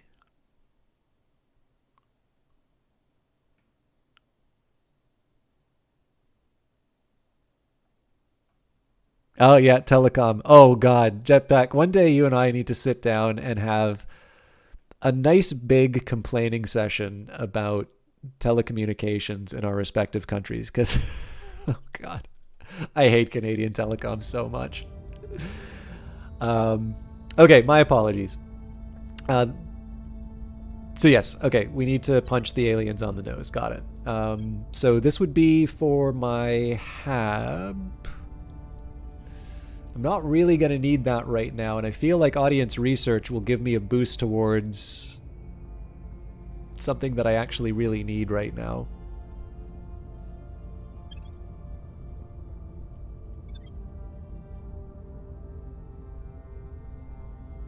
Yeah, so you may want to again, like, it's totally, my job here is not to do Microsoft's job for them.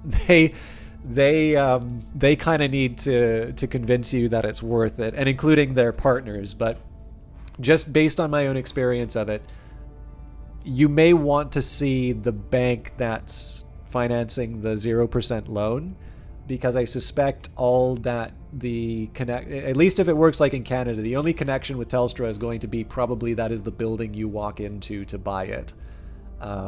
and other than that, there'll be no further connection. But again, like, it's every country.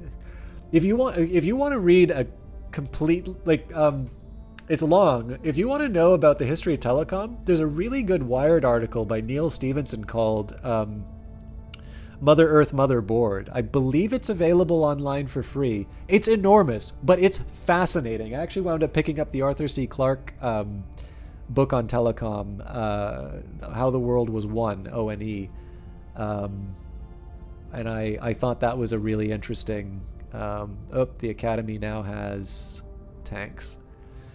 I thought that was a really worthwhile read. Okay, I think that Jakarta news is quite old.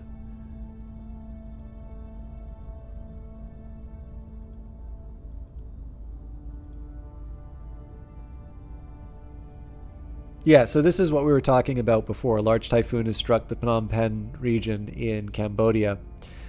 So that's something where you can potentially allocate resources to increase goodwill, or the failure to do so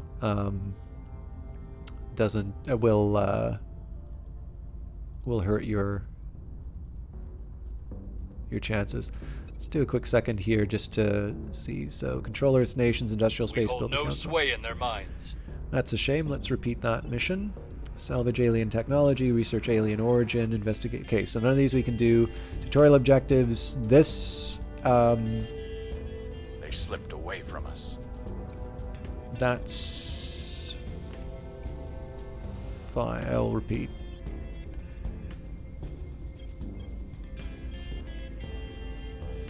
I'm not expecting a whole lot over this next turn. I am probably going to have to spend to make this happen, though.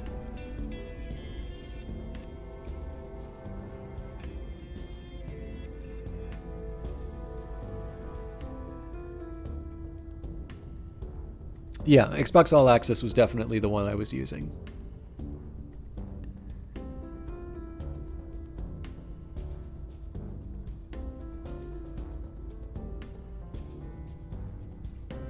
Let's actually take a second here in the Codex and see if, when it comes to missions, because one of the things we're using to improve our Crackdown and Purge is popular support, but popular campaign is something. So persuasion money spent, control in larger allies, federation, control points and neighbors, mass media control point, yeah. So,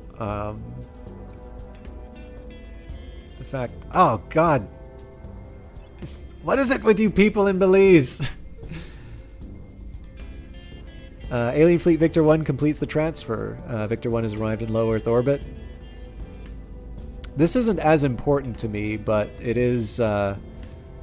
We were unable to establish control.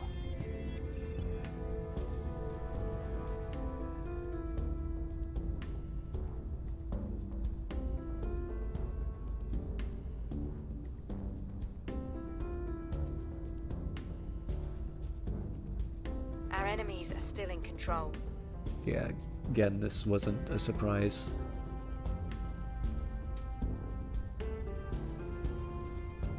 So maybe what I'll do is I'll crack in Mexico. Oh, UFO crashes on Earth. An alien vessel has crashed down in the Buenos Aires region in Argentina. While the wreckage is unrecoverable, we suspect an alien life form escaped into the surrounding countryside. So I think that's going to give Nancy Ford something to do. Cleaning things up. Oh, we're paused, sorry. On the left-hand side of your interface is the newsfeed. Yes, so this is one of the reasons why it's important to have ops, because this costs me five ops a pop. Ready for my mission. More drag crashes than the US. I never really thought of it that way, but you're right. Okay, so Standing by. I may want to change this around a little bit. So Ruby should have some success in Belize. Removing our enemies. Ready for my mission. Why? Again, the eternal struggle between spending a bunch of points on the Crackdown or just slowly whittling it away. Going after their people. Ready for orders. I think we're still going to do public campaign. Now this one, there's a little bit more of an argument to put some money in. But I'm gonna I think I'm just I will gonna try to sway the public. flip the coin each time. Yeah, I'm reasonably It has happy with always those. been true that we must leave the cradle if our species is to survive. If these aliens are indeed hostile, the time to go is now. We've encountered Project Exodus. This organization has its foundations in a group of tech magnates who were already funding space exploration before the alien arrival. Now, with proof of interstellar travel in front of all humanity, they are focusing their efforts on leading an expedition beyond Earth's solar system.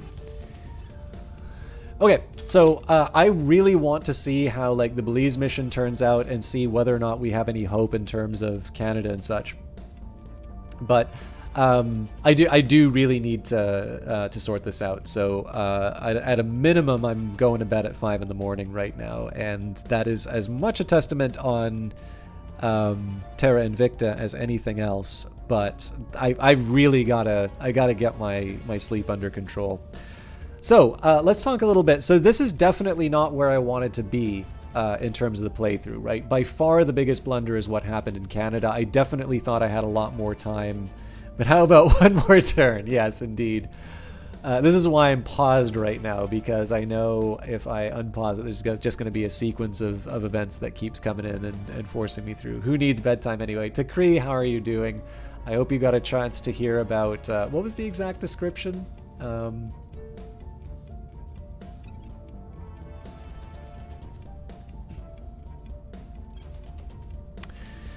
The more we learn about the aliens, the more our science teams are coming to feel that we are not as far behind technologically as we initially feared. The alien designs are far more advanced than ours, and their materials science is particularly impressive. But the alien equipment seems for the most part compatible with our own scientific understanding. Wait, this is totally not the right one. I was looking for the description of like hard, strong alien robot men. Anyways, sorry. I'll find the appropriate. Are these the space babes? No, I was trying to put a fire in Takri's loins by reading descriptions of alien metallurgy and totally got the wrong. Totally got the wrong section. But yes, I'm glad you got to hear it. But yeah, anyways, so like I said, this is definitely not where I wanted to be, and largely just due to what happened inside of Canada. Now, Canada is not central to the strategy. If nothing else, we do still have the opportunity to make a move on the US. And one thing that's sort of nice is that at least the Academy has not seen to fit to put an effort into the USA. However, it is important to note that the Protectorate has slowly been gaining in terms of influence in the United States. I don't see any kind of ups and downs right there. But like the funny thing is that we're slowly improving in Canada. But what I need to do is I do actually need to start gaining a presence in the U.S. And that's going to mean the combination of both public support as well as trying to turn some regions. And in fact, I probably want to do that sooner than later so that my advantage in Mexico is not blunted. It's also important to remember that, Canada is an ally of the US, and in this game it seems that Mexico is not an ally of the US here, unless it's possible to so like when I take a look at relations, manage. Maybe I want to...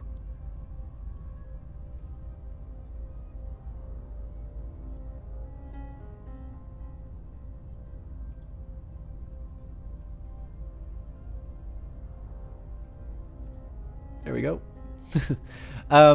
Totally forgot I could do that. But just let me make sure I'm not going nuts and saying that Mexico is...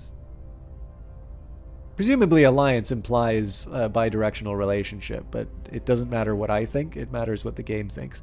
But yeah, in any case, I do not want to have my advantage in Mexico blunted by the fact that the Protectorate has made a move on Canada and that they may be building their base in Canada. So like one of the things I might want to take a look at is to see Like, do they have a presence anywhere else? And it looks like they've kind of abandoned Italy. And so I should actually take the threat of them expanding in North America pretty seriously, because where else are they going to go, right? Greenland. Well, Denmark. They'll go to Denmark. But yeah, that's definitely something that I want to keep a close eye on. And one, public support, but two, starting to get some control. Again, particularly if I have media. I guess there isn't. Yeah, there's a mass media here, so I might even want to try and claim that first. To be fair, material sciences do put a fire in. Okay, so like I'm really bad at pretty much any hard science, but like, should I go to the library and get a chemistry text, and we'll just go to just chatting, and I can rebrand. But yeah, so the way I'm going to go around it is eventually the plan is going to be to have kind of two parallel tracks. So public support in Canada and the US. The aim in the US is just going to be to get the control points, because in the end, the control points in Canada were about control points in the US. However, because I'm going to want to eventually unite Canada and the US, I'm also going to want to unseat the Protectorate. And the sooner I can do that, the better. This also may suggest sort of a shift in terms of the composition of my advisors. However, it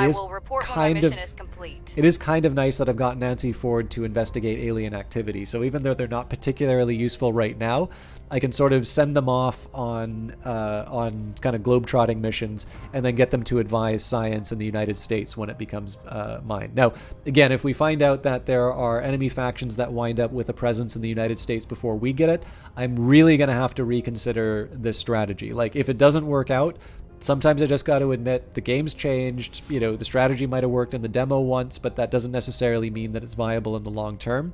If I take a look at Europe, right, if I had been focusing my attention there, France we probably would have had some trouble with, but I definitely think we'd have a much larger presence elsewhere. And maybe that would have been okay. And then obviously there were some suggestions here in terms of Russia, as particularly Kazakhstan for its boost. There's Baikonur, I think is the name. Anyways, so in this case here, nobody really seemed to want to try and get a presence in Russia. Oh, sorry. It looks like the Protectorate's actually also... Sorry, it is called the Protectorate, right?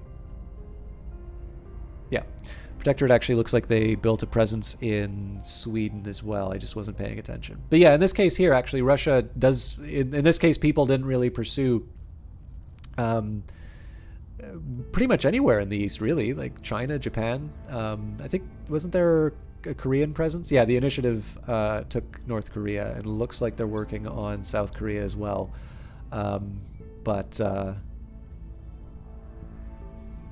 Them's the breaks. I mean, again, we can always pivot otherwise, but we do seem to have a reasonable presence inside here, so I think it's still worth fighting for North America. Yeah, I was wondering about that, because I did feel like the military, or like the strength of the Russian forces in Ukraine were considerably weaker than before, which I think is kind of interesting.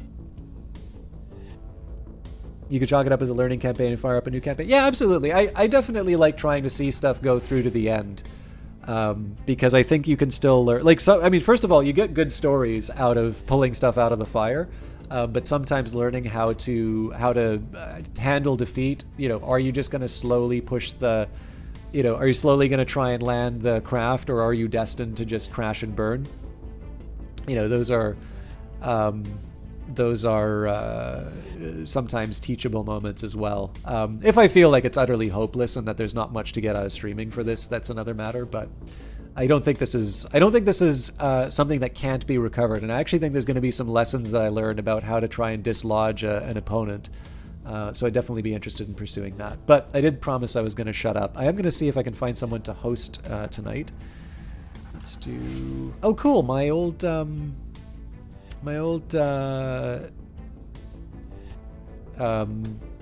demo stuff is in here.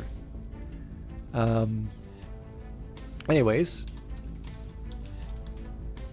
it is... I'm going to call it September 24th, because that was when I had originally planned to start streaming. For those of you who are just here for Terra Invicta, I'll be honest with you. Like, there's going to be, first of all, there's bigger people who stream this game already, and on Monday, everybody's going to have access to it. So the whole like call to action of following or whatever. I don't know if there's anything particularly about me streaming this game that makes it unique. I'd love to have you all stop by again. So if you are interested in seeing me play this game again, I'll likely wind up doing that on Monday. I'll try and do a stream on Sunday, but I gotta be honest with you, like, especially being up at this hour and all the other stuff I need to do, I'm just gonna put up the dev team. We can let them get some credits while I seek out some alternatives for hosting and such. But yeah, to be honest with you, like, I think given the hour I'm going to be finishing the stuff I'm doing here, I think it's unlikely that I'm going to be able to finish. I normally start at 7 o'clock Eastern time, so I think most people who are watching now are actually probably not going to be awake, to be honest.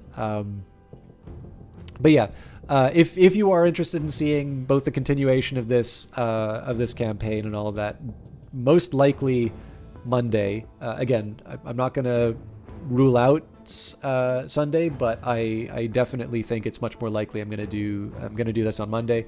I usually update statuses and whatnot on Twitter, and then of course I do also I upload all this stuff onto YouTube as well. So my previous Terra Invicta stuff should be on there.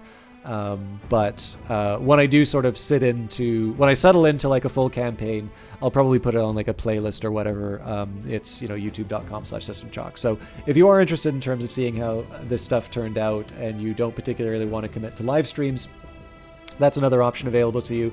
If you want to check out my stuff, you can obviously follow the channel, and I will at minimum be streaming this game on Mondays around 7 o'clock Eastern time, but I like this game a lot, so I'm also going to be trying to dig out whatever times I can manage.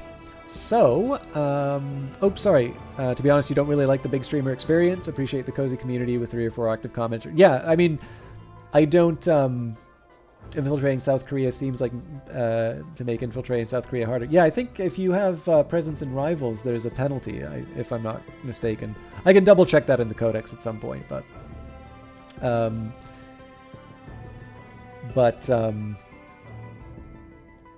yeah, what was I going to say? Yeah, anyways, I mostly, everybody wants to grow their channel. Everybody's got a blog, everybody's got a YouTube, everybody's got a Twitch channel. I figure at the very least I can let you know what I'm up to. I'd be delighted if you all keep hanging out. If nothing else, I hope you, if you want to play this game, I definitely hope that you have either backed this game already or that you pick it up. Again, I was given a copy by Hooded Horse for promotional purposes, so keep that in mind if, you're making a buying decision. But, obviously, it's hard to make money in games.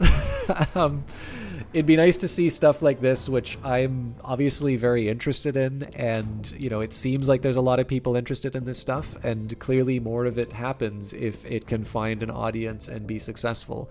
And I think particularly because it's going to be entering an early access period on Monday, it means that the more people trying it and letting them know what's working and what's not, is a way to make sure we wind up with the best game possible. But for those of you who like the experience either of hearing some, clown with a Canadian accent fail at playing the game, or if you just enjoy the back and forth out of this, I'd be delighted to see more of you stop by. Anyways, sadly we're going to have to leave the music for a second while I see if there's anybody live, and I can finally sign off like I've been threatening to.